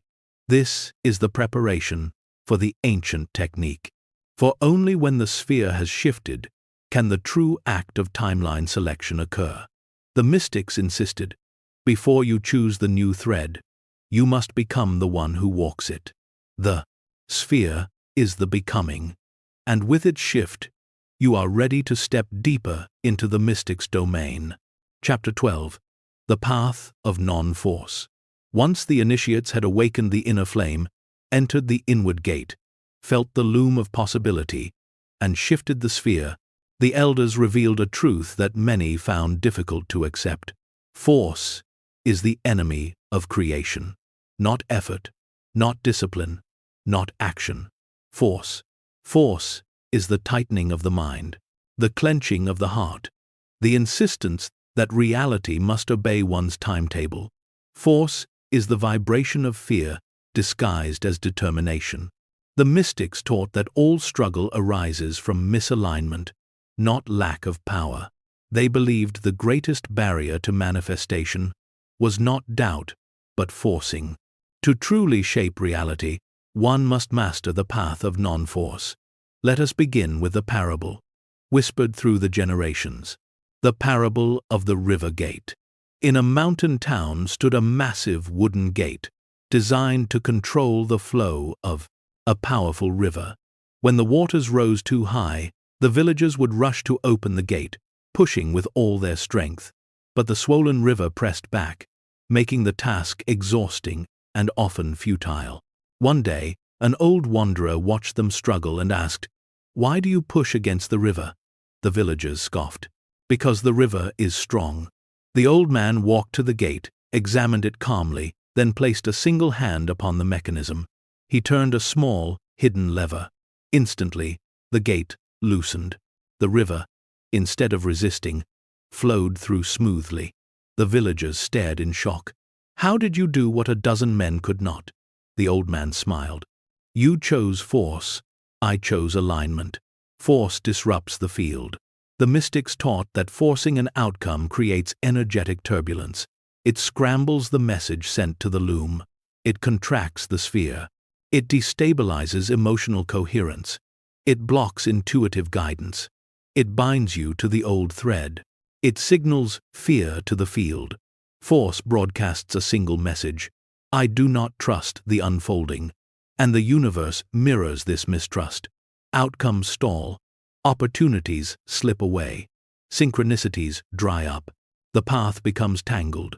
Force creates resistance, and resistance binds you to the timeline you long to escape. Non-force is not passivity. Some initiates misunderstood the path of non-force, believing it meant inaction. The elders corrected them. Non-force is not the absence of action, it is the absence of struggle. Action may arise, movement may occur, decisions may be made, but they flow, not push. They align, not demand. They emerge, not strain. Non-force is the art of acting from coherence, not fear. Arn learns the lesson of non-force. During advanced training, Arn was tasked with moving a suspended stone by altering its energetic field. He focused intensely, attempting to push his intention into the stone. His brow furrowed, his breaths grew sharp, his energy scattered. Nothing happened. The elder approached quietly. "You are trying to bully the stone," he said. Arn exhaled in frustration. "How else do I move it?" The elder placed 2 fingers on Arn's chest right over the inner flame. "Not by trying," he said softly. "By allowing." "Allowing what?" "The alignment." He motioned to the stone. "Stop commanding it. Match it." Arn closed his eyes. He relaxed. He entered the gate. He felt the stone not as an object, but as a vibration. Slowly, his sphere aligned with its frequency. The stone shifted, not because he forced it, but because he resonated with it. Arn opened his eyes in awe. This, the elder whispered, is the path of non-force. Why non-force accelerates? Manifestation, non-force, expands the sphere, calms the emotional field, aligns intention with the loom, opens intuitive channels, strengthens the inner flame, stabilizes frequency, signals trust to the universe. Trust is the highest frequency of creation. Fear collapses threads. Force generates fear. Non-force dissolves it. When you release force, reality becomes cooperative. The mystics taught, creation obeys ease, not effort. This was not a call to laziness. It was a call to mastery. The 3 pillars of non-force. 1. Surrender. Not surrender of intention, but surrender of tension. The body softens. The breath deepens. The mind becomes receptive. The sphere expands. Surrender is the opening through which the new timeline enters. 2. Allowance. Allowance is accepting the present moment without resistance, which removes the friction, preventing the new reality from forming. The mystics insisted, you must allow the now before you can invite the next. 3. Alignment. Alignment means becoming the person who already lives the outcome, not through imagination, but through vibration. When alignment is complete, force becomes impossible. Because the new reality no longer feels distant. It feels natural, inevitable, already unfolding. The moment force dissolves. There is a moment in every mystic's journey when the inner struggle breaks open into clarity. A moment when you stop fighting your life and begin shaping it. A moment when striving quiets and knowing takes its place. A moment when tension leaves the body because the mind finally steps out of the way. This is the initiation into non-force. In that moment, reality ceases to be something you chase and becomes something you magnetize. You become the still center around which life rearranges itself. This is the doorway to the next stage of the ancient technique. Once force dissolves, you can step fully into the realm of influence, where reality bends because you have ceased bending yourself. Chapter 13. Rewriting the energetic script. Once initiates mastered the path of non-force, the mystics revealed a revelation more startling than any before it. Your life is not written in stone, it is written in energy, and energy can be rewritten. The elders called this process rescription, energetic rewriting, the editing of fate. It was the point where the initiate moved from passive participant in the loom to conscious author of their thread. Let us begin with the tale the elders used to introduce this sacred skill. The tale of the scribe who wrote the wind. In an ancient desert kingdom lived a scribe named Tyron. His precision was unmatched. He recorded the births, deaths, laws, and histories of the realm.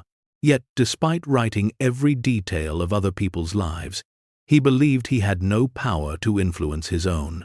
One evening, after years of quiet dissatisfaction, he sat beneath a palm tree and whispered, "Why can I write the fate of kingdoms, but not the fate of myself?"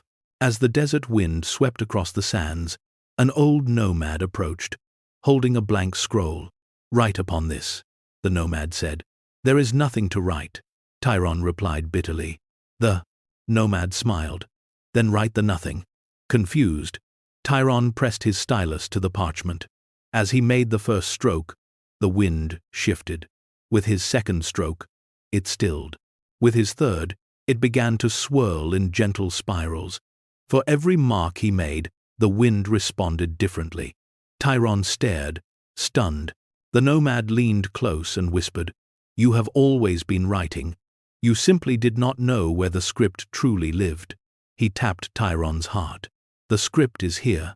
Then he tapped Tyron's chest. "The ink is your energy." Finally, he tapped Tyron's mind. and the stylus is your intention. Tyron realized the truth. He was not powerless. He had simply forgotten where fate is written. Your life already has a script, but you wrote it unconsciously. The mystics taught that every person carries an energetic script composed of beliefs, expectations, emotional patterns, inner narratives, identity concepts, memories charged with emotion, repetitive habits of thought, assumptions about what is possible. This script becomes the silent author of one's reality. It shapes the people you meet, the opportunities that appear, the obstacles you encounter, the timelines you access, the emotions you return to. Most people do not realize they are living within a story they themselves have written. The elders said, "Until you rewrite your script writes you." Rescription is the art of reclaiming authorship. Why the script must be rewritten. After neutralizing the old path dissolves attachment. Shifting the sphere stabilizes resonance. The path of non-force removes energetic turbulence. But none of these alone create a new timeline. To walk an entirely new thread, your internal script must change. Otherwise, new timelines collapse, new opportunities fade, new identities feel unnatural, new realities cannot anchor. The sphere gets pulled backward. The old frequency resurrects itself. To manifest a new reality, you must embody a new story. Not through imagination, not through forced affirmation, but through rewriting the energetic script that governs your entire vibrational field. Arn encounters his script. In the sanctuary's inner library, there existed a peculiar chamber known as the Room of Echoes. Its walls reflected not sound, but energy projecting the inner script of whomever entered. One night, the elder brought Aaron into the room. "Stand," the elder instructed. Aaron stood. The walls shimmered. Images appeared, moments from Aaron's past. Doubt, smallness, hesitation, feelings of insignificance, memories of being overshadowed, beliefs he had unknowingly inherited. "These are not your fate," the elder said. "They are your script." Arn felt a swell of emotion. "How do I change it?" he whispered. The elder placed a hand over Arn's chest. "By changing what your energy says about you." He withdrew his hand. "Rewrite the vibration, and the story rewrites itself." The 3 layers of the energetic script. The mystics taught that the script exists on 3 interconnected levels. 1. The cognitive script, the story you tell yourself. These are the words and ideas that form your identity. I'm not good enough. Life is hard. Things never work out for me. Each thought becomes a line of code in the energetic script. 2. The emotional script, the feelings you return. 2. The emotional home you live in: fear, doubt, hope, joy, anticipation, scarcity, frustration, peace. These emotional tones write deeper layers of the script than thought. 3.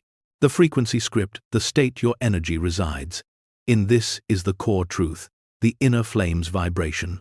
Your frequency determines your reality far more than your words. The mystics taught, thought speaks to the mind, emotion speaks to the heart, frequency speaks to the universe. All 3 must align to rewrite the script effectively. How the mystics rewrote their script. They used a simple but profound sequence. 1. Recognition. Become aware of the script, not with judgment, but with clarity. 2.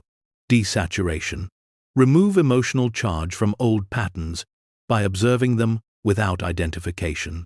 3. Replacement. Introduce a new emotional frequency aligned with the desired timeline.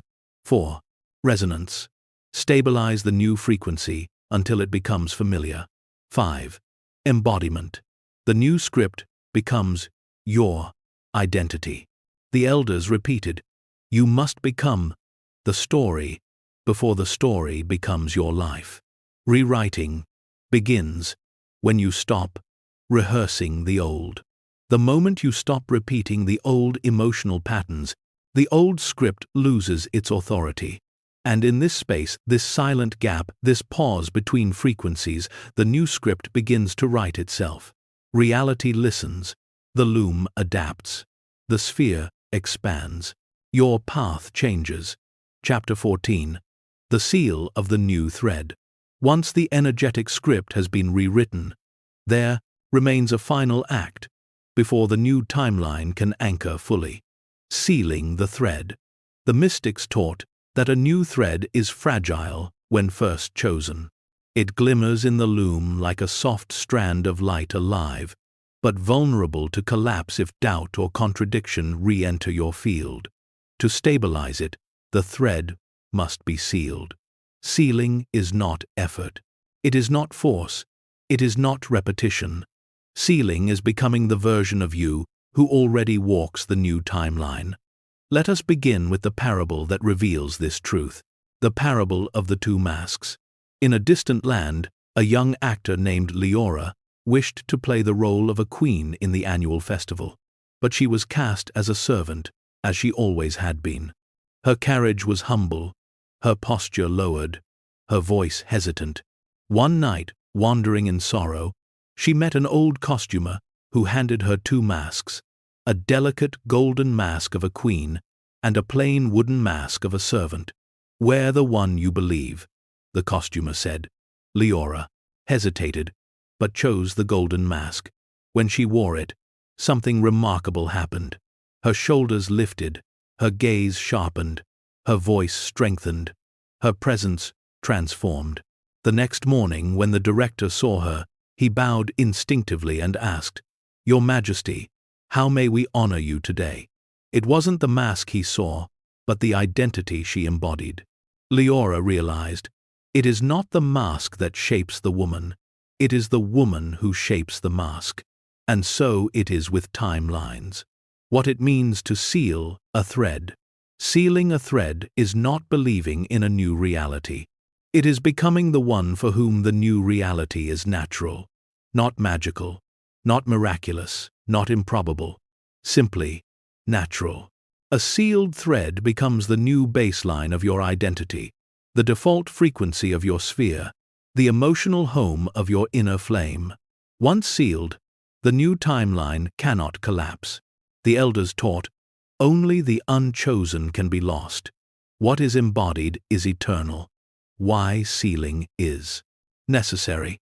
Imagine choosing a new timeline while still thinking like the old self, feeling like the old self, reacting like the old self, interpreting events like the old self, expecting outcomes from the old self, doubting as the old self, assuming limitations shaped by the old self. The loom cannot sustain a new thread when you inhabit an old identity. Identity determines timeline. The elders explained, reality does not give you what you want. Reality gives you what matches who you are. An learns to seal a thread. During advanced initiation, the elder placed Aaron before two doorways. One shone with pale blue light, the timeline he wished to enter. The other pulsed with a dull gray, the old path he had outgrown. An stepped toward the blue doorway. "Stop," the elder said. "You do not seal a thread by walking through it. You seal it by walking as the one who belongs there." An closed his eyes. He breathed into the inner flame. He allowed his emotions to rise into coherence. He relaxed into the path of non-force. He expanded his sphere, and something clicked. A quiet, powerful shift. An felt himself inhabit the future, not through imagination, but through vibration. When he now stepped through the blue doorway, the timeline accepted him without resistance. He had sealed the thread. The mechanics of sealing. The mystics taught that sealing happens through three stages. 1. Emotional familiarity.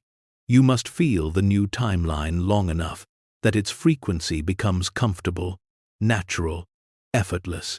2. Identity adoption. You must behave energetically, emotionally, mentally, as the one who already lives the outcome. 3. Quantum commitment. You must remain unshaken, even when physical evidence has not yet emerged. Not stubbornly, but joyfully, peacefully, inevitably. This triad seals the timeline. What happens when the thread seals? When sealed, synchronicities accelerate. Resistance dissolves. People respond differently. Opportunities reorganize. You feel subtly guided. Coincidences multiply. Doubt loses its grip. The world bends around your identity. The new reality becomes the path of least resistance. This is the moment the mystics described as the turning of the wheel, the point where the new timeline moves from possibility to inevitability.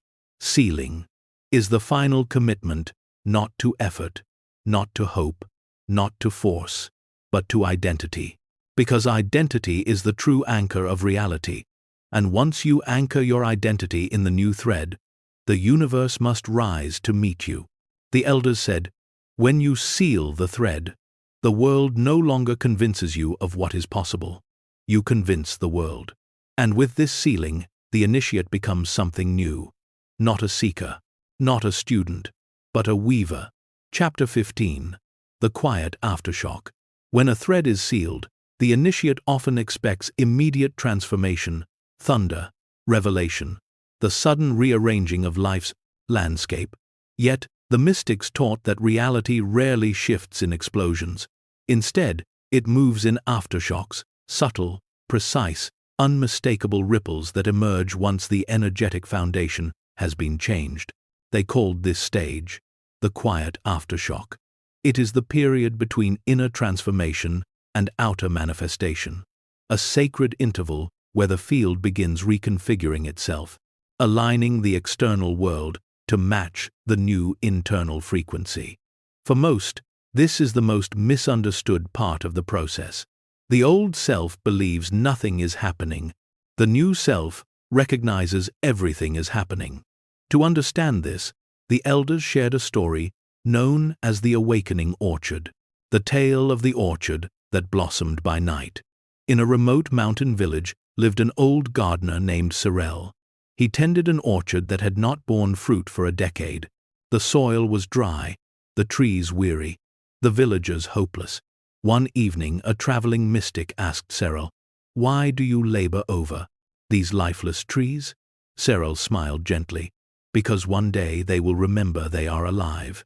The mystic watched as Sorel placed his palms on the trunk of the oldest tree and closed his eyes in deep presence. No words, no effort, no desperation, just pure alignment. When he finished, nothing seemed different. The villagers mocked him.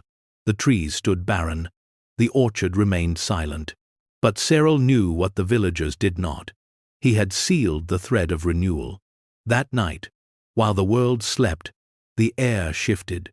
Dew formed where none had formed in years. Roots swelled quietly beneath the soil. Sap stirred like awakening blood. Petals prepared themselves unseen. By morning, blossoms covered the entire orchard in vivid, impossible color. The villagers gasped. The mystic smiled. Sorel simply nodded. "The aftershock," he whispered, "always arrives quietly before it arrives beautifully. Why reality reacts slowly at first." The mystics explained that once the W's new thread is sealed, the loom begins reorganizing. People, timing, opportunities, coincidences, energetic openings, dissolutions, alignments, inner nudges, outer circumstances, and even alternate probabilities. But this reorganization occurs in waves, not all at once.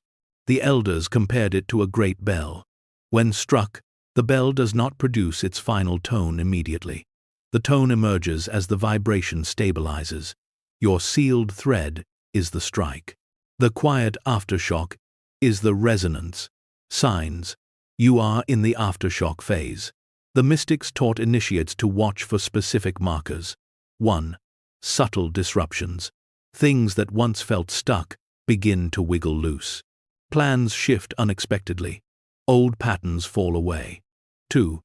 energetic sensitivity. You feel more aware of synchronicities, emotions, and intuitive guidance. 3. Dissolution of the outgrown people fade gently from your life. Habits feel foreign. Certain environments no longer fit. 4. Magnetic pull. You feel drawn to new paths or ideas without logical explanation. 5. Emotional neutrality. The desire no longer feels intense. It feels done even before it appears. These signs are not accidents. They are confirmations. Arn encounters the aftershock. After sealing his first significant thread, Arn felt something strange. Not exhilaration, not triumph, but a soft, expansive calm. It frightened him at first. "Why do I feel nothing?" he asked the elder. The elder smiled knowingly. "You are not feeling nothing. You are feeling the aftershock." "I thought I would feel powerful," Arn said. "You do," the elder replied, "but it is a quiet power, the kind that rearranges mountains." Over the next days, Arn noticed changes. Conversations took unexpected turns. That benefited him, tasks he expected to struggle with resolved themselves. People treated him differently. Without knowing why, ideas arose spontaneously that moved him forward. Opportunities, coincidentally, aligned with his pocket, sealed intention. Nothing loud, nothing dramatic, just the universe quietly bending. The danger of misinterpreting the aftershock. Many seekers sabotage their sealed thread by misunderstanding this phase. They believe, nothing is happening. It's not working. Maybe I need to try harder. Perhaps I did it wrong. I need to manifest more intensely. These thoughts reintroduce force, tension, and doubt, contracting the sphere, destabilizing the new frequency, and reactivating the old thread. The elders warned, those who mistake silence for stagnation return to the life they meant to leave. The aftershock must be met with trust. The art of holding the quiet. To sustain the new timeline, the mystics practiced 1. Still trust.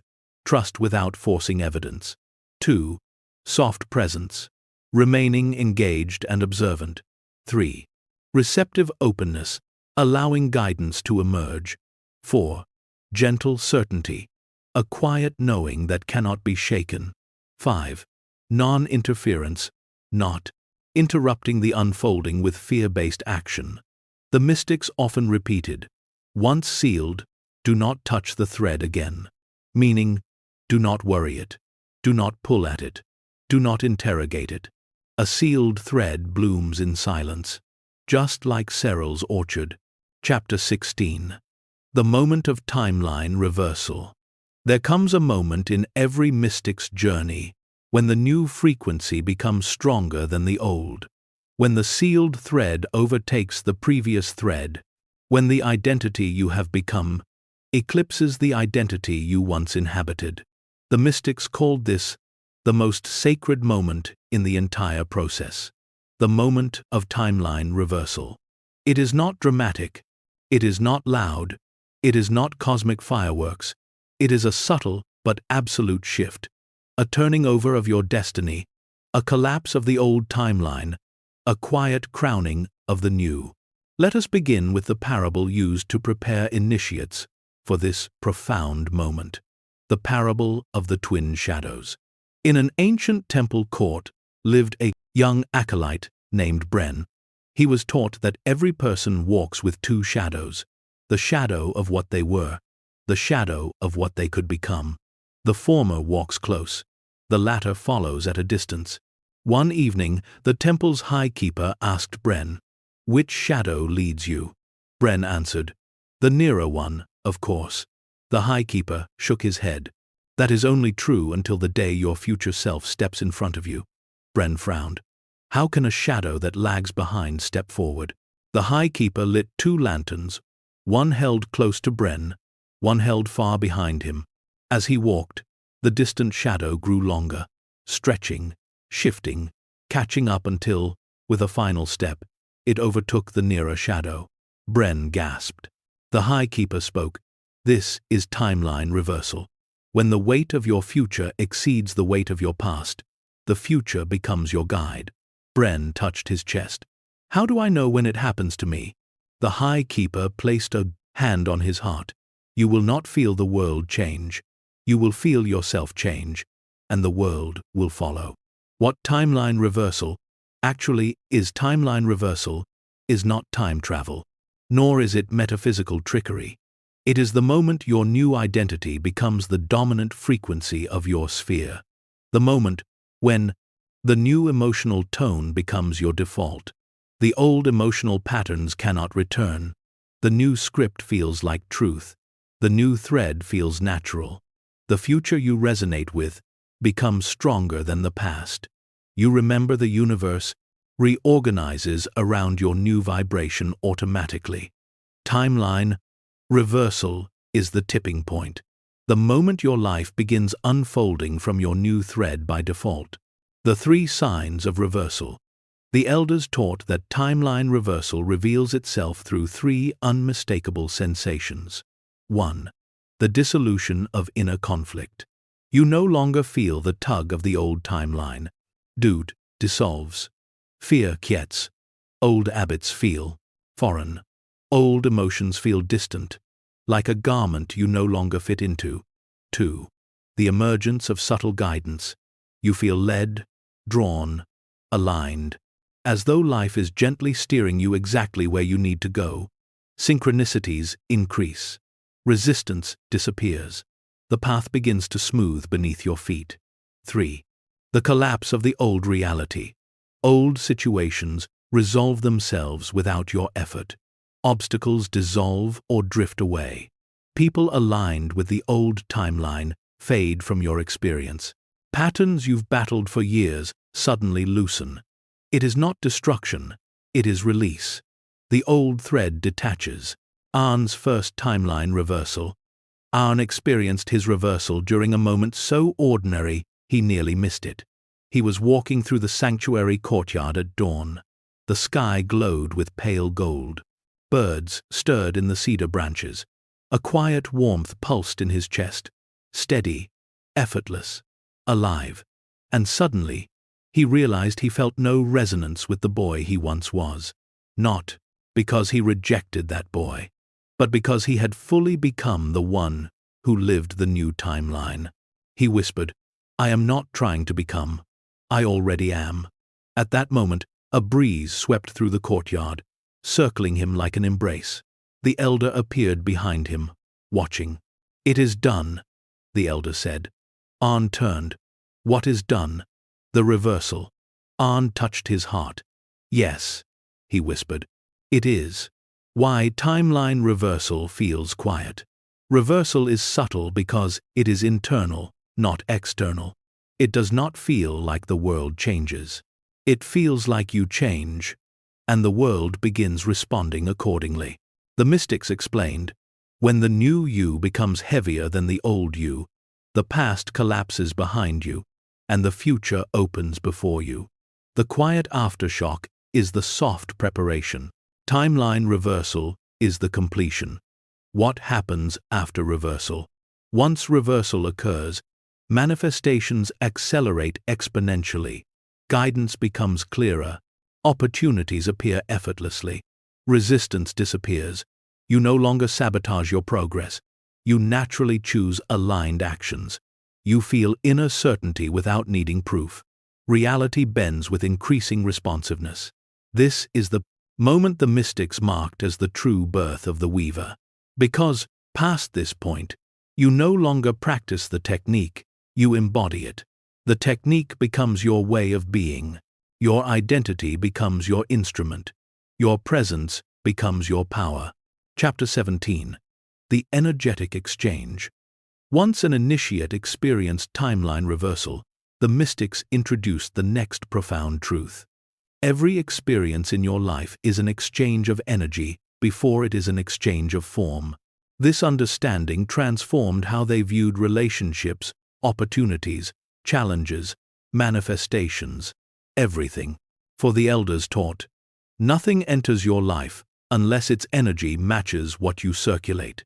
To illustrate this sacred principle, initiates were told the story of the Merchant of Winds, the tale of the Merchant of Winds.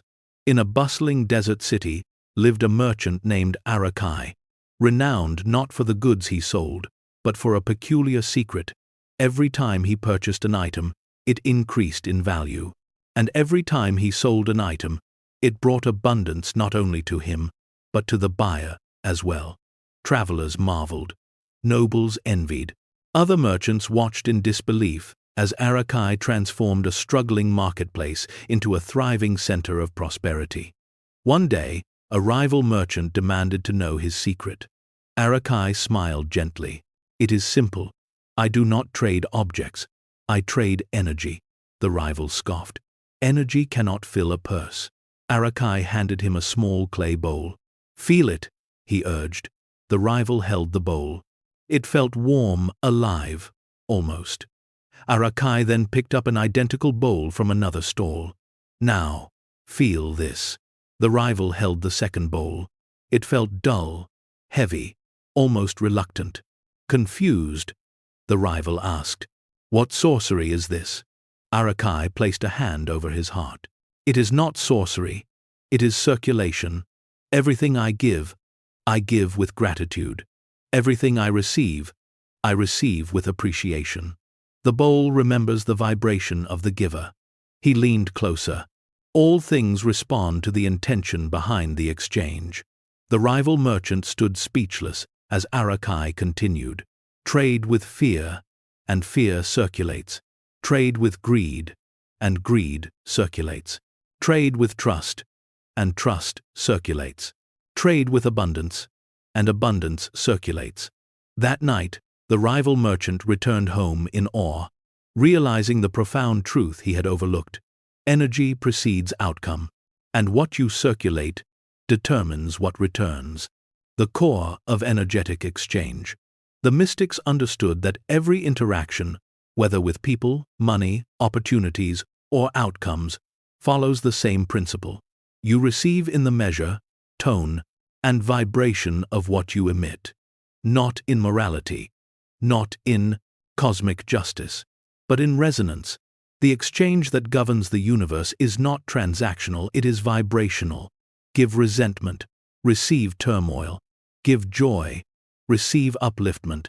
Give fear, receive contraction. Give presence, receive harmony. Give abundance, receive expansion. The elders taught, you cannot outgive your frequency. You cannot outreceive your vibration. The invisible currency of the soul. To the mystics, the universe is a marketplace of energy, not of goods. The true currencies were attention, presence, intention, emotion, gratitude, trust, integrity, alignment. When these are given authentically, the universe returns them multiplied. But when given from lack, fear, scarcity, or desperation, the return is equally matched. Energetic exchange is not punishment, it is calibration. The mystic said, the universe only ever says one thing back to you: more of what you are. An's lesson in circulation. After his timeline reversal, An noticed that some areas of his life flowed effortlessly, while others remained stagnant. He asked the elder, why do certain desires manifest quickly while others lag behind? The elder pointed to a stream flowing gently through the sanctuary garden. Look at the water. It moves where it is allowed, and it pools where it is restricted. An nodded. Now consider your energy. Where does it circulate freely, and where is it restricted? An reflected. He realized. In areas where he felt joy, he gave joy. In areas where he felt fear, he circulated fear. In areas where he trusted life, life trusted him. In areas where he held back, life held back. The elder placed a hand on the water's surface. When you circulate aligned energy, the threads of your life flow. When you circulate resistant energy, the threads not. An understood. Manifestation was less about desire and more about what he exchanged with the world. Why? Energetic exchange matters. 4. Reality shifting. The ancient technique works through frequency. Frequency is sustained through circulation. Circulation is governed by energetic exchange. Without conscious exchange, the sphere contracts, the inner flame weakens, the script becomes unstable, the sealed thread wobbles, manifestation slows, synchronicities fade, timeline reversal loses momentum. Circulation sustains creation. Just as the heart must pump blood, the mystic must circulate energy. The 3 modes of energetic exchange. 1. Giving. True giving is not loss. True giving is expansion. What you give in aligned energy multiplies. The mystic said, "Give only what vibrates with your intention. Give love to generate love. Give gratitude to magnetize abundance. Give presence to deepen connection." 2. Receiving. Receiving is not passive. Receiving is a skill. Many reject abundance unconsciously, deflecting compliments, denying help, refusing support, assuming unworthiness. This closes the field. Receiving with gratitude opens it.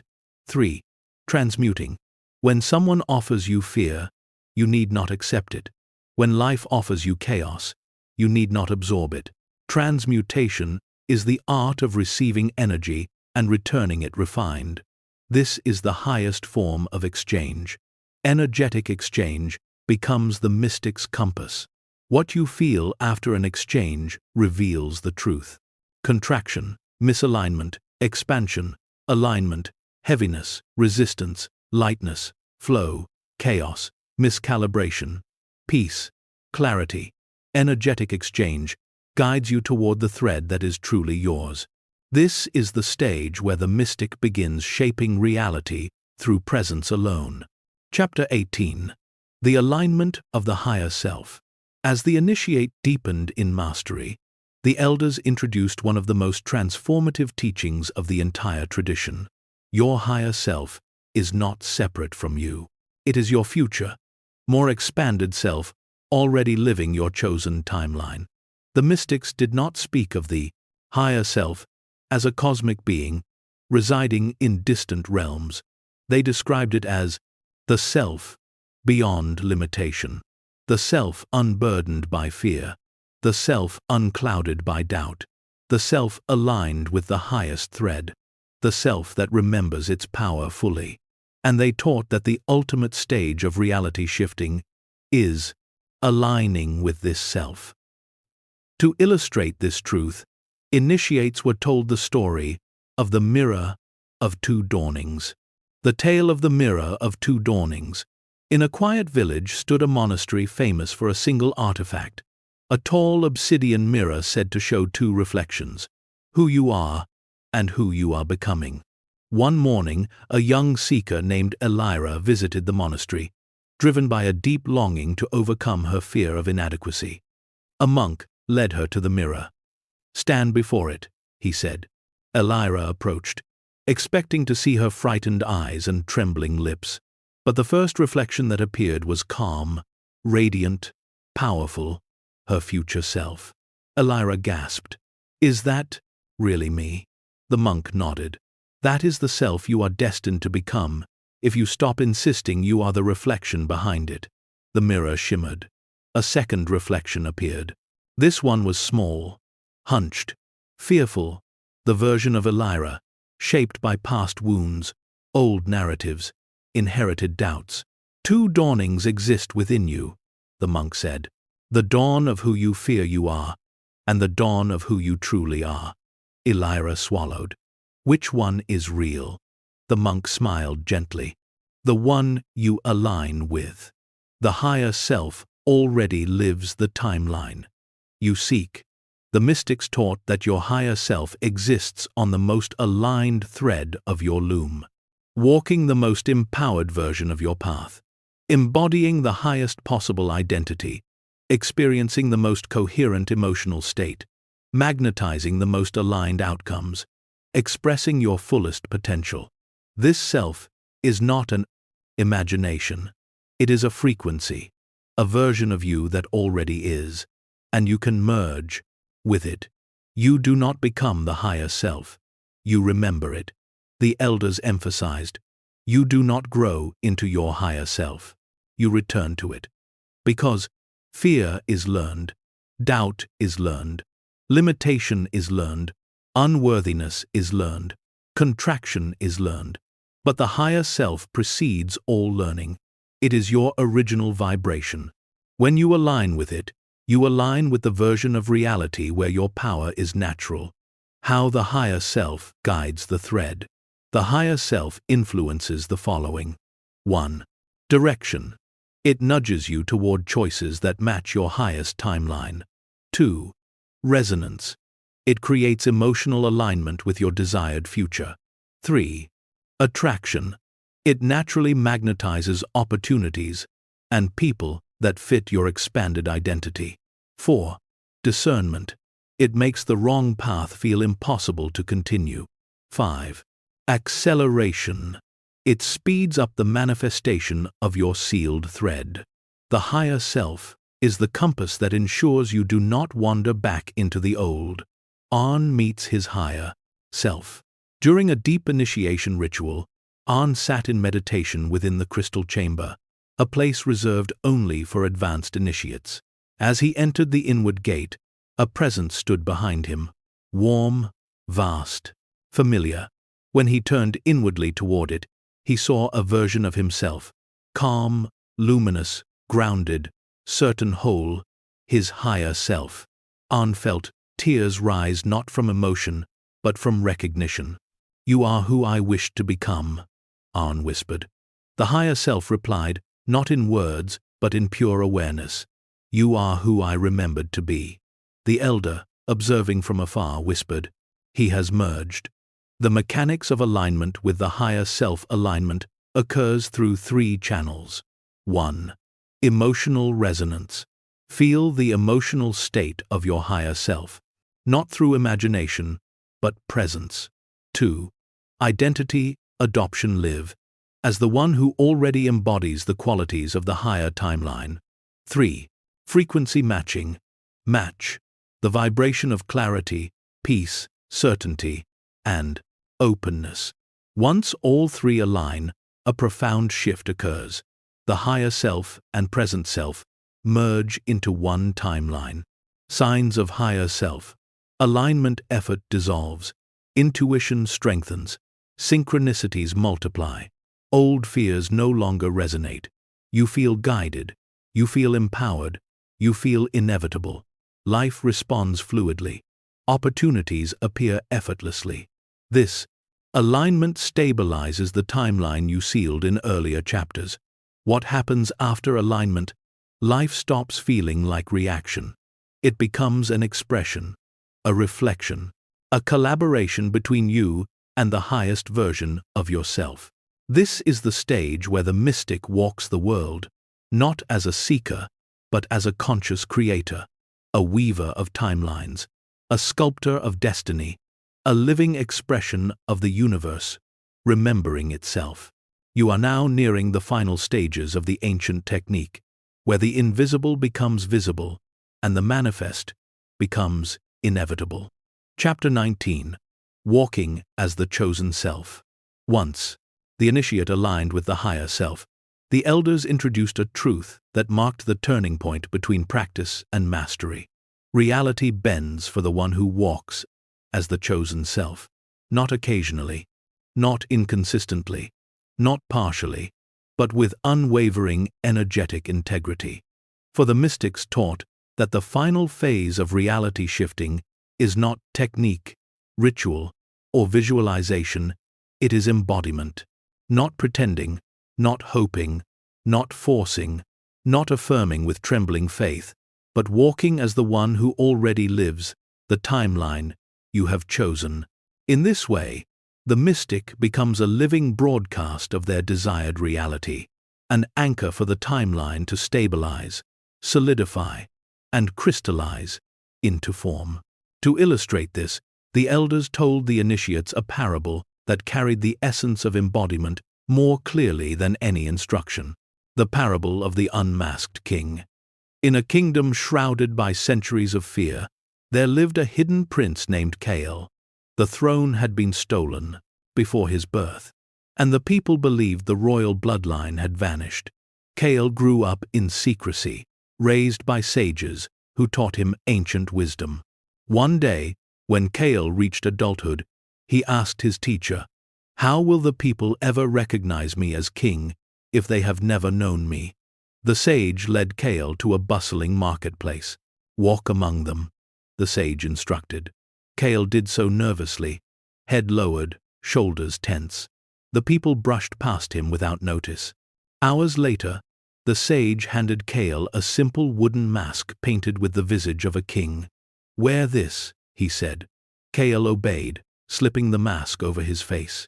Immediately, the atmosphere shifted. People paused. They made way for him. Some bowed instinctively, sensing an authority they could not explain. Kale was astonished. "Is it the mask?" he asked. The sage chuckled softly. "No, it is the way the mask changed your posture, your breath, your energy. You walked as a king, so you were treated as one." He removed the mask. "Walk now without it." Kale inhaled deeply. He straightened his spine. His presence expanded. His steps grew steady, deliberate, certain, and again the crowd parted. "Do you understand now?" the sage asked. Kale nodded slowly. "People cannot see your bloodline, but they feel your embodiment." The sage placed a hand over Kale's heart. "You become the king not when the crown touches your head, but when the crown grows inside you." From that day forward, Kale walked as the chosen self, and the kingdom reshaped around his identity until the throne, once stolen, returned to him without a single battle. What it means to walk as the chosen self. Walking as the chosen self is not performance. It is not delusion. It is not pretending to be something you are not. Instead, it is acting from the truth of your aligned frequency, rather than the memory of your former limitations. The mystics taught, "You do not fake until you make. You align until you are." This embodiment manifests through your posture, your breath, your tone, your decisions, your emotional responses, your assumptions, your boundaries, your presence. Everything shifts because you have shifted. The chosen self becomes your default vibration. Why embodiment is the final step of manifestation. Reality responds not to thought, but to identity. Identity is the deepest script. It determines what you expect, what you tolerate, what you magnetize, what you choose, what you attract, what you interpret, what you embody. A sealed timeline cannot stabilize unless your identity matches it. You cannot live the timeline of abundance while inhabiting the identity of lack. You cannot live the timeline of love while inhabiting the identity of unworthiness. You cannot live the timeline of power while inhabiting the identity of smallness. Identity is the anchor. On learns to walk as the chosen self. After aligning with his higher self, On found he still hesitated in certain situations. One evening, the elder observed him carefully and said, "You have aligned, but you have not yet walked." On frowned. "What do you mean?" The elder lifted a lantern and motioned toward the courtyard. "Walk as the one you saw in the crystal chamber, not as who you were yesterday." An took a breath. He stepped forward. His posture changed, not prideful, but grounded. His presence expanded, not forceful, but undeniable. His energy shifted, not intense, but coherent. And something remarkable happened. The wind calmed around him. A stray leaf changed its path to follow him. His sphere harmonized with his intention. The elder nodded. "You see, reality responds to the one who has already become." How to walk as the chosen self. The mystics taught a sequence known as the 4 gates of embodiment. 1. The gate of posture. Your body communicates your identity before your words ever do. 2. The gate of breath. Breathing deeply signals, to the universe that you are safe, certain, aligned. 3. The gate of assumption. Your assumptions shape your life more than your intentions. Assume support. Assume success. Assume alignment. Assume worthiness. Assume inevitability. 4. The gate of response. You must respond to life as the chosen self, not the old self. This is the greatest catalyst of transformation. The moment you become the chosen self. It is not dramatic, it is quiet. A soft, inner click, a strange sense of familiarity, a feeling that the new timeline is not coming but already here. When you walk as the chosen self, reality rearranges around your identity. This is the mystic's final transformation. Creation stops being something you do and becomes something you are. Chapter 20. When reality recognizes you. The elders taught that after embodiment comes the most mystical, awe-filled phase of the entire journey. The moment reality begins meeting you as the new self. This moment is unmistakable. The external world shifts, not subtly, not slowly, but with a clarity that feels almost supernatural. Synchronicities multiply, paths open effortlessly, obstacles dissolve as if made of mist. People respond to you differently, though they cannot explain why. Opportunities arrive without force. Signs appear with uncanny precision. The loom bends to your presence. The mystics called this sacred phase recognition. For reality, like a living being, recognizes when you have changed. The tale of the moonlit gate. In a secluded valley lay an ancient gate made of silverstone. Legend said it would open only for the one who approached with a heart aligned to their highest destiny. Many sought to open it. Warriors pushed. Scholars studied. Priests prayed. None succeeded. One evening, a young woman named Loom ventured to the gate. She had spent years healing, remembering, aligning, embodying the highest version of herself. She did not come to the gate for power, but because something in her sensed it was time. When she arrived, she did not push against the silverstone. She simply stood before it with presence. The gate did nothing. So she stepped closer, not out of desire, but out of recognition. She placed a hand upon the cool surface of the stone, her breath steady, her heart quiet, her intention pure, and the gate began to glow. Not because she asked, not because she willed, not because she forced, but because the gate recognized her. It opened in silence, revealing a luminous path. Loom exhaled softly. The valley wind whispered a single truth. When you recognize yourself, the world recognizes you. What recognition truly is? Recognition is the moment when the external world aligns with your internal transformation. It is the universe saying, "I see who you are now." Reality responds because it must. Your frequency has changed. Your script has evolved. Your sphere has shifted. Your identity is stabilized. Your timeline is sealed. You are no longer the old self wandering toward a new reality. You are the new self drawing reality toward you. Signs of recognition. The mystics describe the signs initiates should expect. 1. Pattern breaks. Situations that once repeated stop repeating. Cycles dissolve. Loops end. 2. Instantaneous alignment. What once took months now takes days. What once took days now takes moments. The delay dissolves. 3. Unexpected support. Strangers help you. Friends appear at the perfect time. Opportunities come unasked. 4. Emotional resonance. You feel more yourself than you ever have. Not a better self, a truer self. 5. Synchronicity. Storm signs.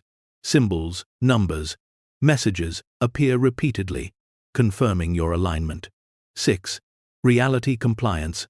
Life no longer resists you. It cooperates. It follows. It flows. This is not coincidence.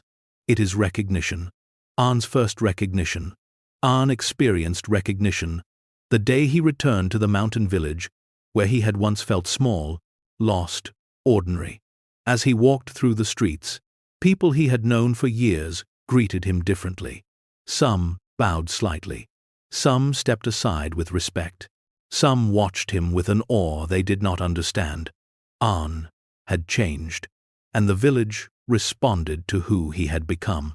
The elder later explained, "They do not recognize your face, they recognize your frequency, and frequency commands the world long before form does." An felt a soft shiver of truth. He had become the one who reality must respond to. Why recognition is the final confirmation. Recognition proves that your thread is sealed, your identity is stabilized, your sphere is aligned, your script is rewritten, your higher self is integrated, your past has released you, your future is already unfolding, your presence is magnetic, your frequency is coherent, your manifested timeline is active. Recognition is the universe bowing to your alignment, living in the phase of recognition. This is where manifestation becomes effortless, where creation feels natural, where intuition becomes guidance, where desire becomes unfolding, where you no longer chase, you attract, you no longer seek, you find, you no longer hope, you know. The mystics taught, when reality recognizes you, you have entered the realm of conscious creation. For the universe is no longer responding to your wishes, it is responding to your being. You walk as the chosen self. Reality meets you as the chosen world, and the dance between inner and outer becomes seamless. Chapter 21. The Return of the Inner Throne. The mystics taught that after reality begins to recognize you, a profound phase unfolds, one that marks the true awakening of conscious creation. The reclaiming of the inner throne. This throne is not symbolic. It is the seat of your sovereignty, the inner authority from which your reality arises. It is the place within you where decisions shape timelines, where presence becomes influence, where identity becomes law. For the mystics believed, when the seeker remembers the inner throne, they no longer react to the world reflects them. To guide initiates into this realization, the elders shared one of their most sacred stories, the tale of the king who forgot his crown. The tale of the forgotten king. Long ago, in a kingdom woven between mountains and mist, there lived a king named Isaran. Unlike other rulers, Isaran did not sit upon a golden throne, nor did he wear the traditional crown. He believed the best way to understand his people was to walk among them without revealing his identity. For years, he roamed the villages disguised as a traveler, learning the concerns of his kingdom firsthand. Yet over time, something unexpected occurred. He forgot who he was. The villagers saw him as one of them. They treated him according to his disguise. They gave him humble work, humble clothes, humble expectations. Eventually, Isaran began believing he was small. One evening, an old sage arrived in the village. The moment she saw Isaran, she bowed deeply, startling the villagers. "Your Majesty," she whispered, "why do you wear the mask of a traveler?" Isaran stepped back in shock. "I am no king. I am a simple laborer." The sage shook her head gently. "Your throne does not vanish because you walk away from it. You simply forgot where to look." Isaran trembled. "If I am truly a king, why did no one treat me as such?" The sage smiled softly. "Because you walked as a laborer. You breathed as a laborer. You believed as a laborer. Your world responded to the identity you embodied." She placed a single golden ring in Isaran's palm. "This is not your crown. It is your remembering." The moment Isaran touched the ring, everything changed. Memories resurfaced, power awakened, presence expanded. The villagers sensed the shift, and instinctively bowed, not to the ring but to the return of the king within him. The inner throne is your seat of creative power. Every person is born with an inner throne, a place inside where sovereignty, agency, and consciousness converge. But life, conditioning, trauma, expectation, and fear often lead us to abandon this throne. We step down from it unknowingly. We defer our power to circumstance. We hand our authority to others' opinions. We accept narratives that shrink us. We assume roles beneath our true identity. We forget we are creators and believe we are passengers. But the inner throne never disappears. It waits. The mystics said, "The throne you sit on determines the world you see. If you sit on the throne of fear, the world reflects danger. If you sit on the throne of doubt, the world reflects insufficiency. If you sit on the throne of love, the world reflects abundance. If you sit on the throne of sovereignty, the world reflects alignment." Why recognition leads to the inner throne? Recognition signals that reality has accepted your new identity, but you must accept it too. This acceptance happens when you return to the inner throne, a state where you trust your own alignment more than external noise. You listen to intuition over fear. You direct your life from centered authority. You choose your timeline instead of falling into old ones. You embody your higher self instead of waiting for it. The throne is not ego. It is sovereignty without superiority, confidence without comparison, power without domination.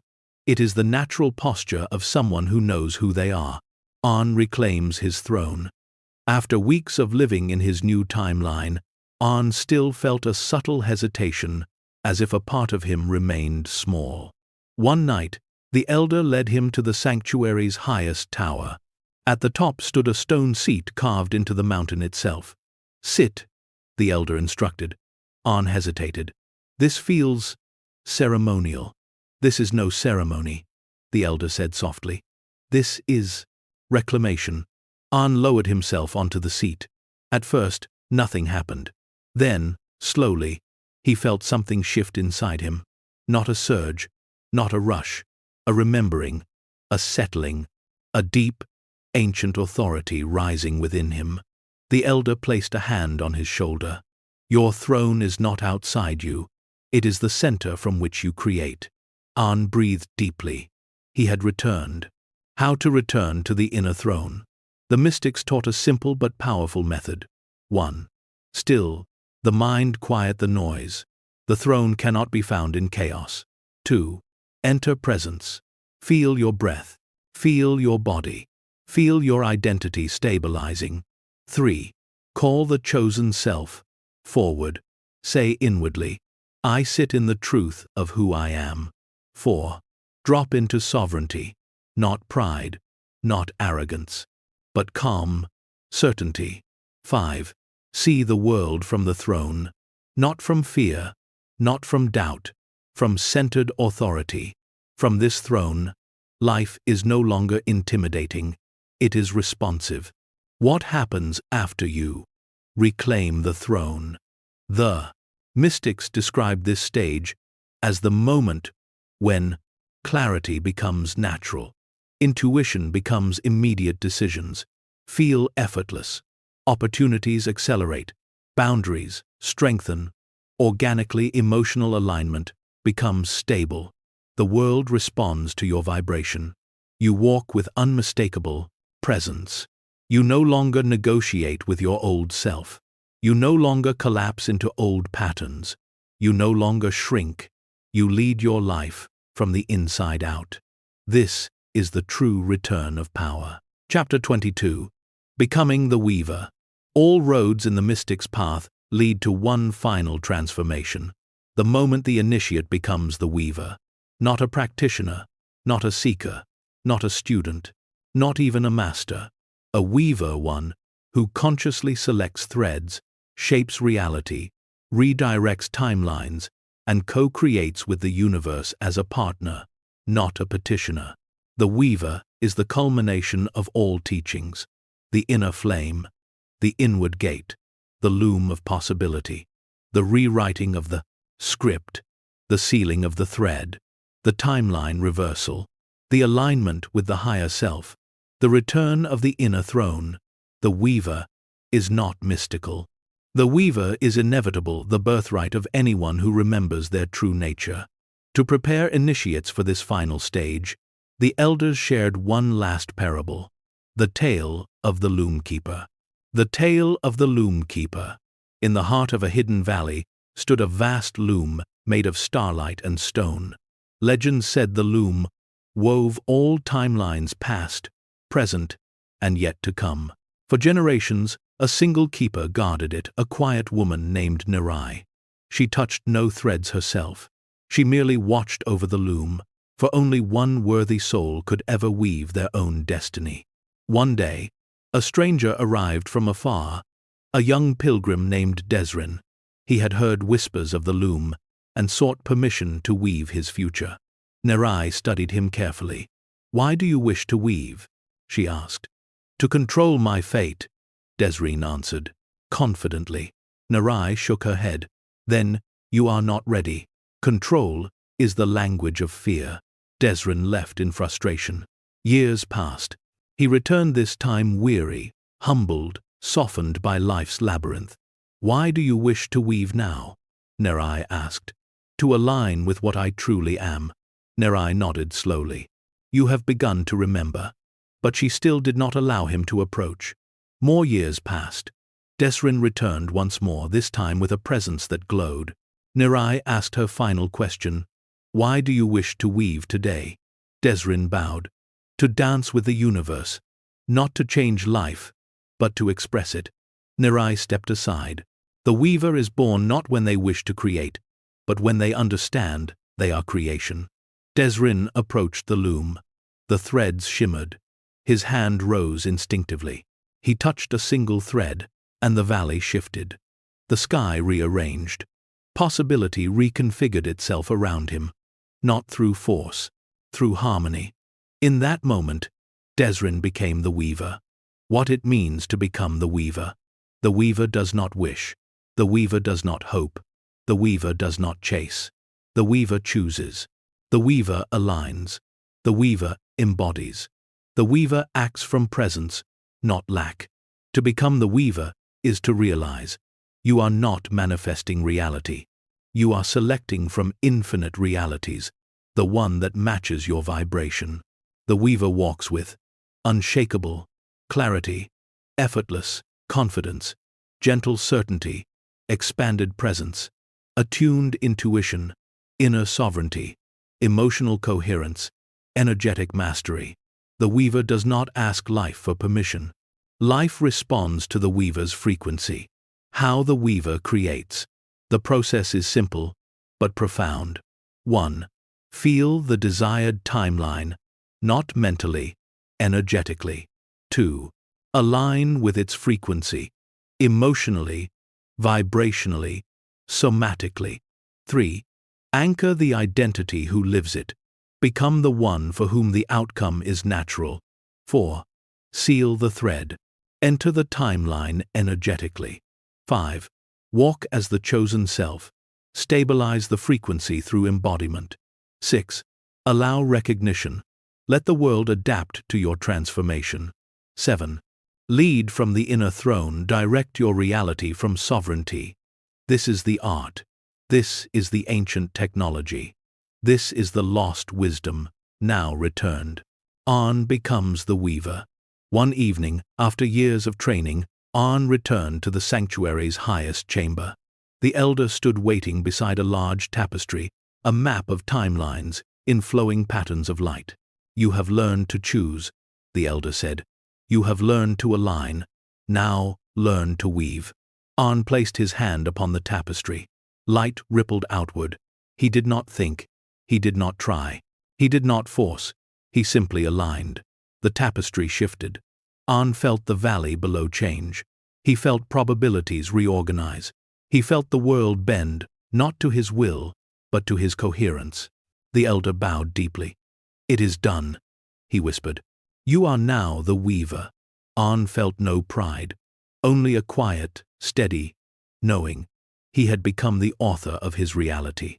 The weaver's truth. The mystics left initiates with these final words. You have never been separate from the universe. You have always been its storyteller. Now you remember. And so the journey completes, not where it ends but where it begins anew. For the weaver walks not in mastery, but in partnership, not in superiority, but in clarity, not in force, but in flow, not in illusion, but in truth. The truth that creation speaks through you, always has, always will.